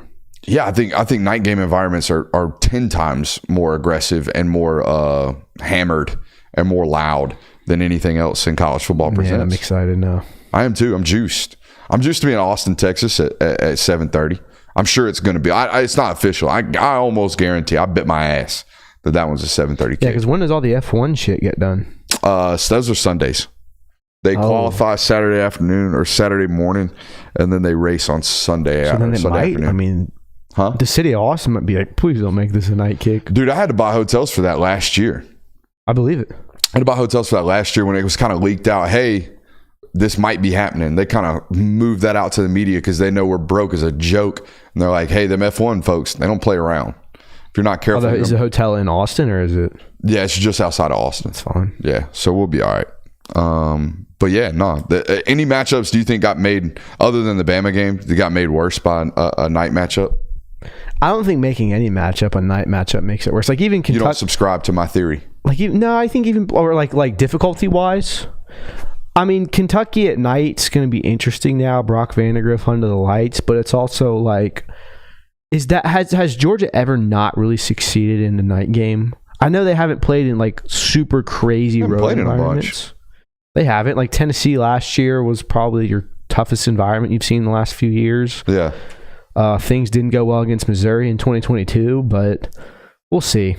I subscribe to the belief that I don't think that it has that much of an effect, and it might even have a positive effect because you have more time to rest. Like if you're traveling on a Thursday, you're not getting up for breakfast at 6:30 to get to the stadium by 9. You're not having to eat your team meal. You're probably, whatever jet lag you have, if there is any, is getting caught up now. You probably sleep till noon on Saturday, get ready for your game. And not letting that happen. I know. I'm wishful thinking. But you can definitely wake up for a wake-up call at 7:30 or 8 o'clock, go down, eat breakfast, come back up, lay in bed. Yeah. Yeah, that's a very different vibe than... I used to hate that, man. I used to hate waking up on game day in a hotel and just knowing that I'm going to be on the move until I literally snap the football for the first snap. That's what it feels like when you're in a road game. Because especially if it's at like noon or at 1 o'clock, you wake up calls at 7, breakfast is by 8, like you got to be down there by 8, and then you're leaving the hotel by 9, you're getting to the stadium by 10, you're putting your tape on, you're putting your uniform on, you're going out for pregame at 10:55, 10:45, and then you got your ass beat and you went home. It's like, whoa. What just happened? I kind of enjoyed that. Like, I kind of enjoy once you start, you don't stop. I didn't like these like start, stop, start, stop. When we went to contact camps and stuff, and you stand like in the dorm rooms, it's like, okay, you have an hour in between next time you have to report. It's like, I can't take a nap or I can't really do anything in an hour. You just kind of have to sit there. It's like you're in solitude or a purgatory. It's kind of sucks. If you're a constant thinker or a worrier or a stressor, the idea of wait time's not good. You're only going to think about the negatives, or you're only going to, stress yourself out to the max. So I totally understand that. I just love most that it's freaking May and we have these. Yeah. I think that's good. Yeah. I mean, I remember like you have to be like, hey, it's Monday of the game week. What time is the kickoff going to be? And you don't find out till like Wednesday. So I really do think it's nice to have these time slots set in advance. You can plan around it as well. Yeah. I know my parents like, hey, let's go to the Georgia Tech game now because it's at 7:30 and we can make that. The wife, big planner. Yeah. Big planner. Also, she doesn't watch, so I'm going to give this shout out now. I write all these notes in these notebooks, right? I have a plethora of them laying around. I have my next installment of books sitting over there. And I came down here today, Curb, and my wife had a couple of months ago wrote me a nice long message in my notepad. Sweet. Telling me how much she loved me and how proud of our life she was. Yeah, look at all my notebooks and shit over there. That's sweet. But nah, dude, like I love her. I freaking love her. She's so awesome. You should. She's so awesome. That's awesome. Opening something and getting a surprise note. And not only that, the last couple of times she's done this for me, and it may just be how our relationship works, the timing and just knowing that we're right for each other. it always comes at the moment I need it most. Like, golly, man, find you one, bro. Find you one that'll keep you held down. All right, but before we move on, before we move on from the scheduling thing, it's time to address the elephant in the room. There's an elephant there? That's a weird way to call me fat, bro. Oh, come on. You're not that sensitive. Go ahead, bro. It's Friday night. Georgia Tech last home game of the season. It's on Black Friday. Oh, you're doing it. Are they going to do it? Did you already write the article? I did. Oh, It'll go out tomorrow morning. Oh, tomorrow morning? Man, I want that thing now. I want that Jersey article now. I want that thing clickbaiting, bro. But yeah, Black Friday, black jerseys, got to do it. Last home game of the season. It's Georgia Tech. You're going to thump them anyway. There's a chance you've lost a regular season game. You probably want to build momentum. It's going to be a primetime night game. Are they going to do it? Right now, let's make our predictions. Right now, do they do it? No, they're wearing all white, going to make Tech wear home jerseys, LSU style. Nah. Come out in the crispy white unis. I'm going to say they do it. I was here a couple months ago, and I said they do black jerseys this year. They do it kind of every 4 years under Kirby Smart. It's the perfect time to do it. Yeah, Tennessee Tech getting them black jerseys at noon. You're gonna it's gonna be a 6-day turn. Like, you also have to think, like, you're coming off of the game against UMass. It's a 6-day turnaround. You're gonna have a short break. You're gonna need to get juiced up for that game. Yeah, bring them out, man. I'm gonna send this clip to Kirby. Don't send it to Kirby. No, please don't. Kirby, listen to what Kirby said about your jerseys. I don't give a shit what this kid say. Who is that? Tell that jamoke to keep the main thing the main thing. Yeah. Out here talking about black jerseys. They're going to do it, though. Watch. No. I think they're done. You think done unless the game is like one going into it. Bro, the fact that Cincy game was close probably pisses him off. That was a good Cincy team. And you got a lot of opt-outs, too. Bro, that was 3 seasons ago. Yeah. That's how long it's been. Yeah, they do it. They've done it every force. They did it in 2016. Okay. They did it in 2020. It's 2024. I was really shocked he came out in them white and red pant unis against Arkansas, and then they almost laid an egg in that football game. I'm telling you, I don't know if he's a little bit stitious. So you're a superstition guy? I don't know if he's superstitious, but he might be a little stitious. You know what I mean? Maybe. We'll see. All right. Red zone discussion. We had a red zone discussion yesterday on the show, and we had a viewer come in with a bomb drop of a comment, and I felt it necessary to read this tonight. This comment comes from our boy Dog in Dawsonville. Talked about yesterday how the red zone numbers from last year, okay, they finished top 5 in every statistical offensive category across the board last year except for one. That was red zone efficiency. They finished 23rd in the country in red zone efficiency. We talked about how good football teams run the football in the red zone. They get it done by punching it into the box via the ground game, and I thought that might be an area of improvement for Georgia moving into 2024. Dog in Dawsonville hit us with them stone cold facts here in the chat last night. Said, quote, Georgia led the conference with 40 rushing touchdowns in 2023. Georgia led the conference with 37 rushing touchdowns from the red zone in 2022. In 2023. So all but 3 of their rushing touchdowns came in the red zone. The issues scoring from the red zone were not on the running game. Carson Beck was not efficient in the red zone. It was one of the 2 statistical areas for imperative improvement by the returning quarterback, the second being the deep bomb efficiency. Carson was 13th in the conference for passing efficiency from the red zone. 13th out of 14th. Not great. Not fantastic, no. I think Stats and Info, a.k.a. J. Will, the sucker that's getting married tomorrow. What an idiot. He hit us last night. You just spent 5 minutes talking about how much you love your wife. Chill out, bro. I love my wife. Don't mean everybody love the A's. That's true. I'm just kidding. This is what J. Will said. You also have had way more attempts than anyone else in the red area. I think averaging 2.3 yards per carry in the red zone is more significant than touchdowns. Just my opinion, though, because the red zone conversion rate is what it is for a reason, or for a season, despite that number of rushing touchdowns. So J. Will went yards per carry approach. Our man's hit us with, bro, they were one of the best rushing, per touchdown teams in the country last year.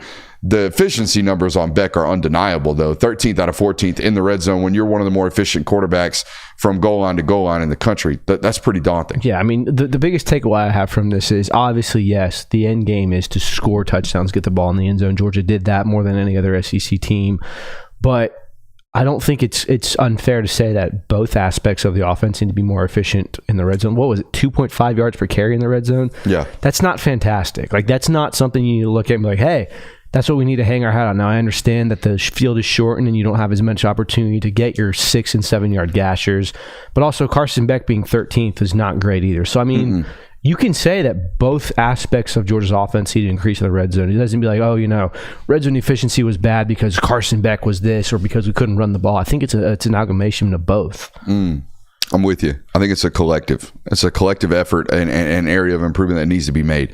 All right. Massive official visits list. Massive official visit weekend this weekend at the University of Georgia. Also a massive camp day. The first camp day of the summer today at the University of Georgia. Kirby, multiple 5-stars worked out at the University of Georgia today. I don't know why Zayden Walker needs to work out, but he did. I don't know why Elias Williams needed to show up at camp today, but he did. These are the types of caliber of football players that were on campus today. I'm going to talk a little bit right now about the official visits list that is available right here over on patreon.com/Brooks Austin. Ryan Montgomery, the quarterback commit 2025, will take his official visit this weekend. Kirby, I know he's a dog. I know he's going to remain a dog. I'm not worried about it. The thing that I want to know about this weekend is what kind of juice does my man have? What kind of intangibles does this guy have? Because these types of recruiting events, when you're the quarterback, when you're the primary commit, hey, man, like some of the recruiting efforts are going to be put on your plate as well. How many of these commits come out of this weekend, or how many of these recruitments get bolstered by Ryan Montgomery being a good CEO of this class? Yeah, I was about to ask this question. Is this more of a trip for Georgia at this point to kind of see what you've got now? Because you have to feel very confident that Ryan Montgomery's going to sign with you in December. Oh, yeah. No, so is this something like, hey, what are we getting now? Not as much as to like, hey, let's just make sure he stays. For sure. I mean, this is like how do other people gravitate towards you, right? Offense or defense, do the dudes want to gravitate towards you? Do you pull dudes? This is a good question to ask about quarterbacks. Do guys gravitate to you because they're going to have to follow behind you once you get there? Bo Walker going to be on campus, the running back commit. I think it's really important that him and Josh Crawford continue to develop relationships, or relations, I should say, as Bo Walker was obviously a commit to Dale McGee. Travis Smith Jr., a major wide receiver prospect for them from the state of Georgia, will be on campus. Taylon Taylor, a wide receiver, I believe, from the state of Florida, will be on campus. Both tight end commits, Elias Williams and Ethan Barbour, will be on campus. Juan Gaston and Nick Brooks, perhaps the two biggest names outside of David Sanders and Zaire Addison at the offensive tackle board. Both formerly in-state prospects, I should say. Nick Brooks having moved back to Iowa to live alongside his 15 siblings. Juan Gaston, that's not a joke, he has 15 siblings. Juan Gaston, the offensive tackle from Westlake, will be on campus taking his official visit. Michael Carroll, Kevin Wynn, other offensive linemen will be on campus. Justice Terry, the 5-star defensive line commit to the University of Southern Cal, will be on campus, as will his commitment in Isaiah Gibson, the cat out of Warner Robins, will be on campus. Darian Inkenagbog. You know how to pronounce this? No. I'm having a stroke over here. Ikinnagbon. Our boy Darian, the edge commit out of New Jersey, will be on campus this week for his official visit. Zayden Walker started his unofficial visit today. Will continue his official visit on throughout the weekend. He's going to stay up from Schley County down there. Omarion Robinson, Lagonza Hayward, the safety out of Toombs County, will be on campus. This is a very important one, okay? They got to be able to show this cat love. I think they really like him moving forward into the class, but they got some ground to make up and some ground to catch up on Tennessee. And Chris Ewald Jr. will be on campus as well. So that's the list of official visitors. It is a loaded one. All right. It is time. It is time to fire off these questions in the chat. All right, here's how we do it. Make sure you're giving those question marks in the chat. You already lost a bunch? I give them the instructions. All right, we're going to head to Twitter first and make sure we get all these ones that submitted over at Brooks Austin BA. All right, so we got a couple of these from Twitter that we want to hit. Matt from Kalamazoo, Michigan, formerly from Athens, Georgia. First time, long time. What if instead of the, quote, meaningless bowl games, we did a bowl tournament? 4 to 8 teams, big reward at the end, same amount of games, but now fewer teams playing. No more 5 and 7 teams. I'll hang up and listen. So basically what he's saying is, hey, you know how we have the NCAA tournament and the NIT? Mm-hmm. Let's have the college football playoff and like 4 amalgamations of the NIT. Yeah, I love the idea because it kind of trying to remanufacture the meaning of certain games. I think you're still going to get opt-outs from that, unfortunately, because, I mean, like, if you're not making the March Madness tournament, there's going to be guys in the NIT like, we don't care. Yeah. So I think you're going to have kind of the same attitude. Pull up Ben Simmons. Yeah. Yeah, I'm with you. Should have been a sign of the times for old Benny Simmons, no? Probably. All right. Not only can you not make a tournament, you opt out of the NIT. A little bit garbage. We should have been paying attention to that. I've got a good one. All right, what do you got? So off Twitter? Yeah, or no. Let's hit the Twitter ones first, and then we'll hit the chat. This one comes from Colonel Sanders over on Twitter. What player/position group is under the most pressure to take a big step forwards in regard to team success? I think that has to be, in my opinion, the cornerback room in general. Really? Okay. I think that has to make a step up. Everyone's already talked about Carson Beck as a whole, but the wide receiver room's got to come through. I think the kind of standard of the expectations that you put on the wide receiver room this year is, hey, this is the best wide receiver room Kirby Smart's ever had. Like, they have to perform this year, otherwise it's going to be like a huge disappointment. Oh, hit me on Twitter. Will UGA beat Florida by more than 30 points this year? I'm going to say yes. I think we got like a 42-14 football game on our hands. Maybe that's 28 points. So maybe not quite. That's not 30. God, 30's a lot, isn't it? 30's a lot. God, you dub up somebody by 30. That guy needs to be fired. You essentially have to hold a team to like 10 points if you're going to beat them by 42-10. We'll say you. That's a lot. It's a lot. That's a lot. It's a lot. Did they get him by 30 this year? I don't think they did. I don't think they did. I think it was like 40. Although we did have a miserable Florida fan with his buddy holding him on his shoulder. We got that meme out of that game with Gary making fun of him. So they must have beat that ass pretty bad. Beat him by 23, 43-20. Yeah, but it was a late score, kind of up by 30 at one point in that football game. All right, let's keep firing off these Twitter questions. Do you think analysts slight Carson Beck for clicks and engagement? No, I feel like if you were going to get clicks and engagement, you'd build up Carson Beck. I think they slight Carson Beck because he's not handsome. Not devilishly handsome. I got to step back on this. I'm not calling the guy ugly. He's just not GQ. Most quarterbacks are. Bro, why do you think people love Will Levis? He's talented, but he's not more talented than Carson Beck. There's another reason why people love Will Levis now. Why? Oh, you didn't hear about this? Oh, dude. Oh, yeah.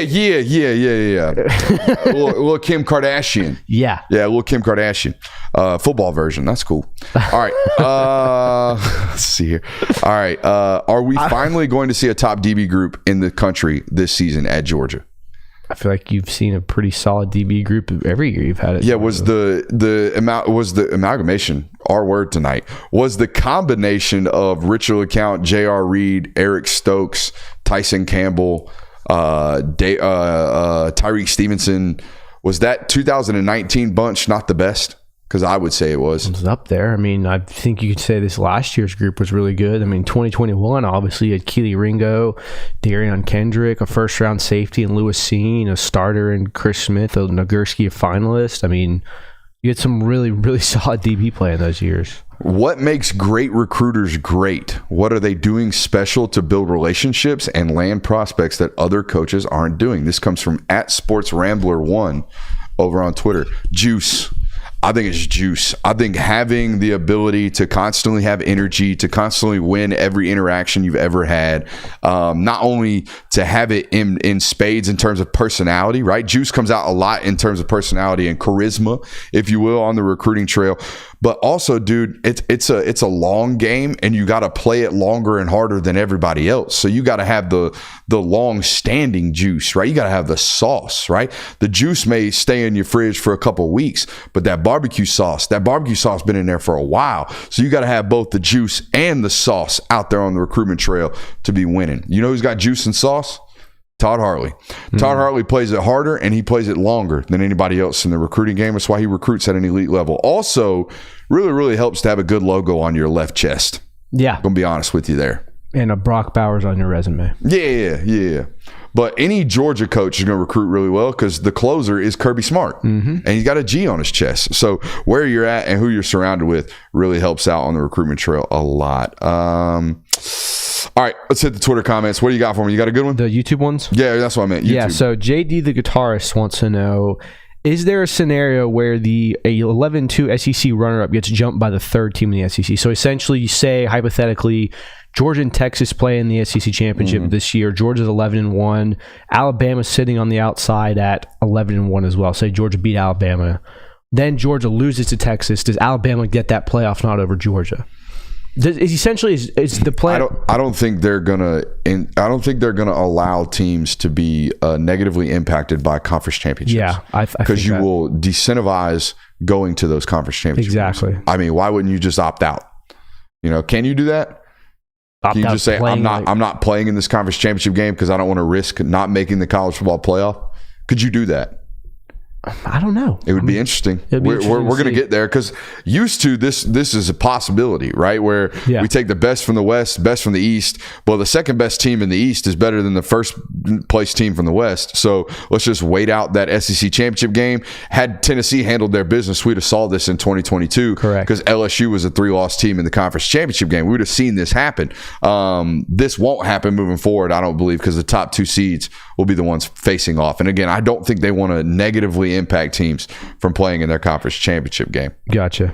Henry wants to know if we've met Jay Will's bride and are we going to be in the wedding party? Yes, I have, and you guys have as well. She's been in the comments in years past, or in shows comments past. Go Dogs. Yeah, of all of our significant others, which I don't think you have one. I don't want to speak for your love life, but she probably watches the most.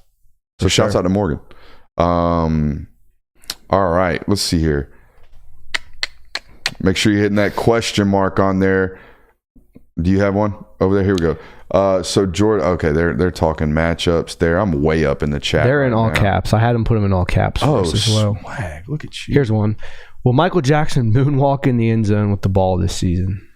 You got to get Michael Jackson into the end zone. I think he had one catch during the spring game, didn't he? Yeah. So if we're running 2 deep and throwing the ball 75 times in one scrimmage, and you get one reception I think it was a tunnel screen. Yeah. And maybe a bubble in 2 minutes. Well, I mean, that's what he kind of made his living. That's what he's doing at USC, right? Yeah, I mean, bunch of screens. I always say, man, you want to find out what an offensive coordinator thinks of a player, just watch how they use him. He is a yak specialist. That's how every coach that's ever had him uses him. Who's the harder road environment, Bama or Texas? Haven't been to either. I've been to a Bama game, but they were playing UAB, and it was a recruiting visit, and it was dog. I mean, it was just nothing in terms of vibe and energy. So I would imagine Alabama has won at a higher rate for longer, but doesn't Texas seat more people? I think Texas is one of the few 100,000 seat stadiums. Here's my thing, the rarity of this Georgia-Texas game might bring more hostility, but I feel like Alabama and Georgia fans overall are much more hostile to each other in general. Yeah. Which might create a more hostile environment. I feel like Bama really, really wants to beat Georgia in Tuscaloosa. Texas wants to as well, but I think Bama fans might have the edge on this. All right. And the pressure of that game overall will also probably make it harder. Anything to read into the 4 guys who are down in Jacksonville catching passes from Carson? Favorite targets. All right. Those players were Colby Young, Dom Lovett, Oscar Delp, and Dylan Bell. I think this had far more to do with availability and, getting down to Jacksonville. Yeah. More so than anything else. Remember JT flew everybody out to USC a couple years ago, put them all in an Airbnb. Oh, that was pretty dope. That was dope. And yeah, it's just a cool little thing that NIL provided, I would imagine. Who's the harder road environment? We already did that. I got one. All right, go ahead. Could Ellis Robinson stamp his spot on the field by the end of the season? I think he can do that before week 6. I think it's going to require injury personally. You think so? Man, they let old guys play so long, and it's not like, dude, Julian Humphrey and Daniel Harris, no offense to this guy, he's an NFL football player. They're not a mere speed versus Keely Ringo. That's not what this is. This is 2 really good NFL caliber corners and somebody who might be a top 6, top 10 pick in 3 years. Mm-hmm. You know what I'm saying? This is a guy in Daniel Harris and Julian Humphrey that could maybe play their way into a second round evaluation, hell, maybe first round evaluation, depending on how they ball, and a guy who we all believe might be one of the best to come out of his class when he ultimately plays. I don't think there's a rush to get this guy on the field, Curb, particularly when the rush is going to be getting guys to leave. The rush is going to be, hey, Dalen, I think it's your time. You know what I'm saying? Right. Let's get you out of here. Let's talk about pushing this guy onto the field mandatorily next year. Let's not worry about it this fall. So you don't think there's like a Malachi Starks Avenue where it's like, hey, let's throw him in the fire and then F around and find out? He makes an insane play. It's like, well, we can't keep this guy off the field now. I think that experiment comes with KJ Bolden first and not Daniel Harrison and Julian Humphrey at corner. That's fair. You know what I'm saying? Having KJ make that play and replace Dan Jackson increases our ceiling much more than putting out Ellis Robinson over a Daniel Harris or a Julian Humphrey, in my opinion. That's fair. I think the gap between those two is a little bit different. Will we see Starks play star at all? If you do, it's against Tennessee this year, I think. Mm-hmm. They like to play too high, man under. 2-man under against Tennessee is what they like to do. Let them run with that slot. Whew. That's going to be fun to watch. I texted somebody the other day, it was during spring practice when we started hearing about some struggles from Jonel Aguero. I said, bro, I would be so hard pressed to not just be like, all right, screw it. We can't do it. We'll put Malachi at star. We'll put them rotation of 3 corners at those 2 corner spots. We'll put Dan Jackson back there. We'll put insert another safety back there, and we will play 2-man under. And we'll just good luck getting open today. That's how I would play it, but I'm not him. So you are not him. I am not him. You got one for me? If Travis Hunter was an SEC player, which team would fit him best? Not an SEC question, but if Travis, one more time. If Travis Hunter was an SEC player, which team would fit him best? Oh, Drinkowitz would have a field day with him. Ooh, that's a good one. I don't think a Georgia would play him both ways. No, hell no. I don't even think a Bama would play him both ways. Probably not. LSU wouldn't play him both ways. Florida, Missouri, Kentucky, like that. Oh my God, Lynn Bowden, like they had a couple. I years would ago. like to see what Travis Hunter's YouTube videos would look like in Lexington, Kentucky. Like, what's a day in the life of Travis Hunter, the YouTube special, look like out in Lexington, Kentucky? Yeah, that's probably interesting. I think that would be funny. Let's see here. How many rushing touchdowns will Trevor Etienne have this season? Let's call it 12. I think that's fair. That's fair. Let's call it 12. Chat's firing them off right now. Does the visit for Usman Kromah to Auburn mean anything? Thoughts on Eric Winters? I'm going to be honest with you. Off the top of my head, I'm going to have to Google Eric Winters. I'm assuming he's a coach over at Auburn. Will you do some Googling on that for me? All right. I talked to Usmani like a week and a half ago. I think that battle is between Georgia, Florida State, and Miami. With Miami having a good chance, Florida State having the longevity play there.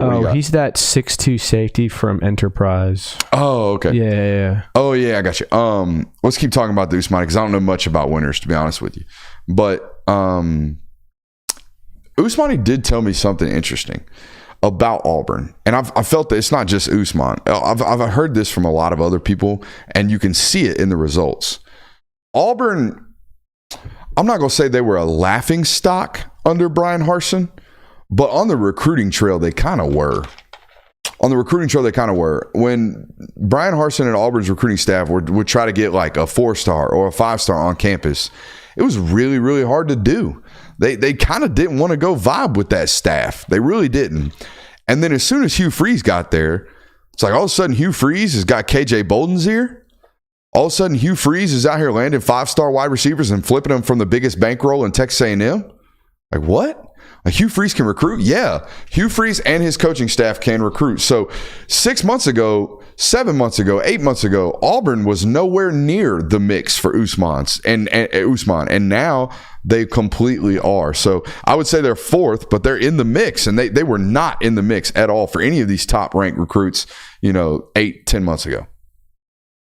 Let's see here. Brooks, does Carson Beck have to have a Mac Jones 2020 or a Joe Burrow 2019 type to be taken number 1 overall? No, not at all. He's got better physical traits than both of those. Not Burrow. Sorry, he's got better physical traits than Jones. I would argue that another player has to have a Mac Jones or Joe Burrow like season be taken over Carson Beck. Yes. If Carson Beck throws for 4,000 yards this year and is a finalist for the Heisman, he's a number 1 overall pick. I mean, someone has to have an astronomical season for him to not be the number 1 overall, or it be a defensive team a team that has a quarterback and needs a defensive player. Those are the only two ways I feel like if Carson Beck has a baseline season, he's not the number one overall pick. What is the realistic expectations for Jake Pope, and what do you think his ceiling is? Jeremiah asked in the chat. Coming into this spring, I was like, you know what? Jake Pope, great depth piece. Guy knows how to play football. He's in the right spot. And you watch that G-Day game and you're like, he made some plays. Bro, that's an SEC starter. Mm-hmm. You're talking about make some plays. That's an SEC starter, bro. Like, that guy can go out and play winnable minutes and winnable snaps for Georgia. So I don't know what my like actual future guesses for his like roles are, but man, you're gonna be hard pressed to keep that guy off the field.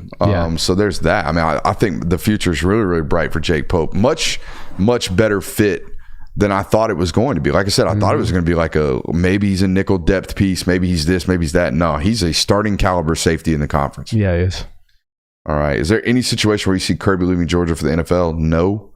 I just don't believe so. Unless ego gets a hold of him, I don't think that's the case. Here's a good one. What's up? If Nate Frazier is what we think he is to be, what type of role does he play when he is asked to enter the offense and come this season?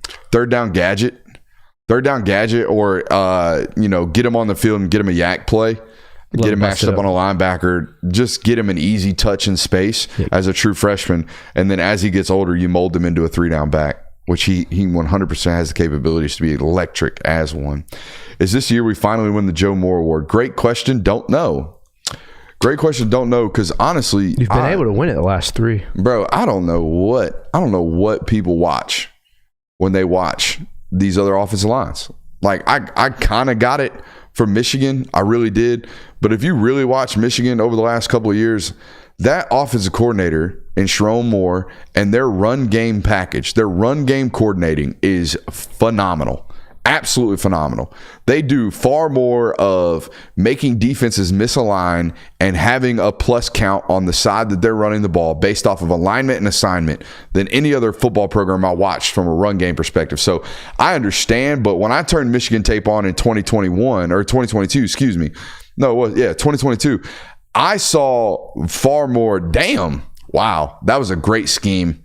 Far more than I did, oh shit, they got 5 first-rounders. Look at all those NFL football players. My God, they are physically dominating their opponent. I didn't see that. I saw that from the previous Joe Moore Award winners. And then you look at Washington last year. I know. I loved our guy at left tackle. Forget his name. Muaga? That you're thinking Fuaga at Oregon State. No, I'm thinking Muaga. Maybe. I don't know. Either way, loved Francis. I think it was his name. Left tackle, 55. Loved him. Loved the tape. The right tackle was a 3rd-round draft pick. 6'7", 6'6.5", long, stays in front of people. Thought he was okay. The center, 270 pounds. Thought he was a really good athlete, but I thought most of what they did was trying to alleviate the fact that he was a freshman playing at 270 pounds. The guards, okay. Just okay. Win a Joe Moore Award. And I'm like, what in the world? Meanwhile, Georgia's got 1st-round right tackle, 3rd round, 4th round, 5th round draft pick at center, 2 NFL guards, a 3rd that rotates in. The left tackle gave up 1 sack all year long. Going to be a 2nd, 3rd round draft pick. Probably would be a 1st-round draft pick if he were 6'5". I don't know. The Joe Moore Award has confused the ever-loving piss out of me the last 2 years, and it to the point where it frustrates me because I see it totally different than the people who vote on it. And guess who votes on it? And I only know this guy because he tweeted it out that he's one of them. Guys like Cole Kubelik. It's all former media guys who were former offensive linemen. Mm-hmm. Call me. Just call me. They won't call. No, probably not. What do you got? Which coach or any head coach position wise is in the SEC is going to be able to hang with recruits in the new NCAA video game? It's like which coach is going to be able to play? David Cooper for sure from Georgia. Think so? Oh, he's the director of high school relations. Has to be him. Which head coach do you think? It strikes me as something Shane Beamer would do. I was about to say Shane Beamer. Yeah. But what if like Sam Pittman were a sneaky sniper in NCAA? I think Sam Pittman hasn't played video. Like if you ask Sam Pittman, like, what's your favorite video game? He's like, Atari? Yeah. I mean, he still calls it a jukebox, so you're probably right. Yeah. Napier. Gonna have a lot of time on his hands coming up. I think Lane Kiffin's probably not too bad on the sticks. Nah, Lane Kiffin's too busy smoking cigars, drinking scotch, and dicking off when he's not focused on football. That's true. Does Kirby ever sit the best player to keep the roster happy? Huh? No. Over under Dylan Bell with... Actually, I take that back. I think he played Stetson Bennett over JT Daniels because he knew that JT Daniels... availability, first of all. Not being able to practice a lot was JT's issue. And just generally not being 100%. And, maybe I don't practice today, but I'll be good Saturday. Like, that kind of stuff doesn't fly. No. You know what I'm saying? When the other guy shows up every single day, he works his ass off. I knew that the locker room really, really rocked with Stetson when Nolan Smith came to the podium and was like, y'all stop talking about my quarterback. Yeah. You remember that? Yeah. The moment he did that, I was like, oh, shit, the locker room really rocks with this kid. Mm-hmm. And when that happens, it's off the board. Yep. So, yeah, maybe to an extent, but never like this guy's so much better than this other guy, but the team rocks with this dude, so we're going to play him. Right. The biggest... what are you doing moment I've ever had from a young guy sitting behind an old guy was Alabama 2020 watching Julian Rochester play over Jalen Carter. I'm like, what are we doing, bro? I know he's a freshman. Get that kid out there. He's an elite football player. That's valid. Over under Dylan Bell with 1,100 all-purpose yards. God, that's a lot. I'm going to go under. Yeah, I mean, that's too. That's a lot. Best case, I think. That's like a fourth of their yardage production. Yeah. Maybe a fifth. Yeah, I mean, that's like you have to say that's at least 800 receiving yards and 300 rushing yards. I don't think they're going to let Dylan Bell carry the rock that much. Could Gunnar Stockton lead us to a winning season? Buddy, I could play quarterback and win 7 games at Georgia. What are you talking about, winning season? Yeah. What? Yeah. Who will be the biggest surprise get on signing day? I don't want to spoil anything. But I'll put it this way. I think your defensive line, that's from nose tackles to edge rushers, outside linebackers included, I think that class is going to be really, really, really good. And I'll leave it at that. I'm not trying to sprinkle too much. I mean, I've SSM'd them both. Yeah. So they're sliding scale majiggies over on patreon.com/Brooks Austin if you want to check them out. If CJ Allen continues to develop like we expect him to, will he be better than Roquan Smith? Again, I think a lot of this has to do with what you look like on Sundays, too. Mm-hmm. Like, be damned the college production. If CJ Allen goes to the league and looks like Fred Warner, then he's probably going to be remembered as the greatest linebacker of all time. Yeah, I mean, I think you could make an argument that Nakobe Dean's 2021 season is just as good, if not better, as any Roquan season. Yeah, as Roquan's 2017 season. Now, obviously, the two have had different NFL careers thus far, so I don't know if there'll ever be tape like Roquan's. Yeah. He was all over the place. So fast. Which CJ might. Because that was when they were still running a 4-3 kind of, and it was just Roquan like, hey, you're Mike, just do whatever you want. My favorite tape to watch. Do we have Epic Pinup and all that good stuff over there? I don't know. Bro, watching Georgia Tech the last year they were running the triple. Destroyed it. And they ran 3-3 stack with Roquan basically playing a third safety. Be like 13 tackles. Bro. It was insane. I think we looked it up one day. It was only 9, but he only played like 2 quarters. Yeah. So was on track for a dub. Was on track for a dubski in terms of total tackles. Asking me WNBA questions is a good way to get this thing ended on a stream. Hypothetical question: how many touchdowns do you think Carson will throw for this season? 38. Wow, that's a lot. 38. It's just the number that came right to my head. That's 14 more than he threw last year. Really? Yeah. All right, maybe not 38. Fun fact: let's go 30. Fun fact: no Kirby Smart quarterback has thrown more than 35 touchdowns. Huh? No quarterback under Kirby Smart has thrown for more than 35 touchdowns in a season. I think Jake Fromm. Is that Eason? I think Jake Fromm had the most with 30. I don't think Jake Fromm had more than 28 in a single season. No, I can tell you for a fact Jake Fromm had 30. I'm going to go. It was I think it was 2018. Jake Fromm had 30, I believe. Google that shit, dude. I'll answer some more here. Jamal earlier asked if Gunnar would win 8 games, and what if Carson went down versus Alabama? If Carson goes down this year, I think you're in trouble. Just because I don't think Gunnar. I think Gunnar is let him get ready, build the offense for him, play. Now I guarantee you, there's been some installs for his style of play already because he's the 2. But you'll look totally different. You'll become much more RPO based. You'll become much more play action rollout based. It'll look like a hybrid of Stetson's offense and Carson's offense conglomerated together, I think is what you'll see out of that. What'd you find on that? So Jake Fromm threw for 24 touchdowns in 2017, 30 touchdowns in 2018, and 24 in 2019. So he averaged 28 a season. About that, yeah. Yeah. So there you go. Just a model of consistency, dude. 2,600 yards, 2,700 yards, 2,800 yards. Just consistent. Just grinding it out. Bro, we have almost 1,500 people watching us on Twitter right now. Hell yeah. Twitter's banging. What's up, Twitter people? Shout out to Twitter. What up, Twitter world? Can we steal that now? Like, he's not using it anymore. I've been yours truly in tonight twice. What up, Twitter world? Yours truly. Hello, Twitter world. Hello, Twitter world. Hello, Twitter world. I like it, dude. I'm good on it too. Hey, shout out to that boy Jay Will. Yep. Getting married tomorrow. Big day for Hey, that boy Jay Will and Morgan. Give him 3. Look at what a beautiful couple. You know what I mean? That was a good invitation. What a nice couple. Good people. Those Williamses. Hang on. You think he's taking her name? Probably not. That's not usually how it goes. Is that picture Velcroed to the wall? It's taped. Okay. It's taped. Okay. The stick it made when you peeled it off sounded like Velcro. I was like, dude, why do you have Velcro laying around the house? We're out of here for the week, and that is indeed a record stream. Appreciate you guys for watching here tonight.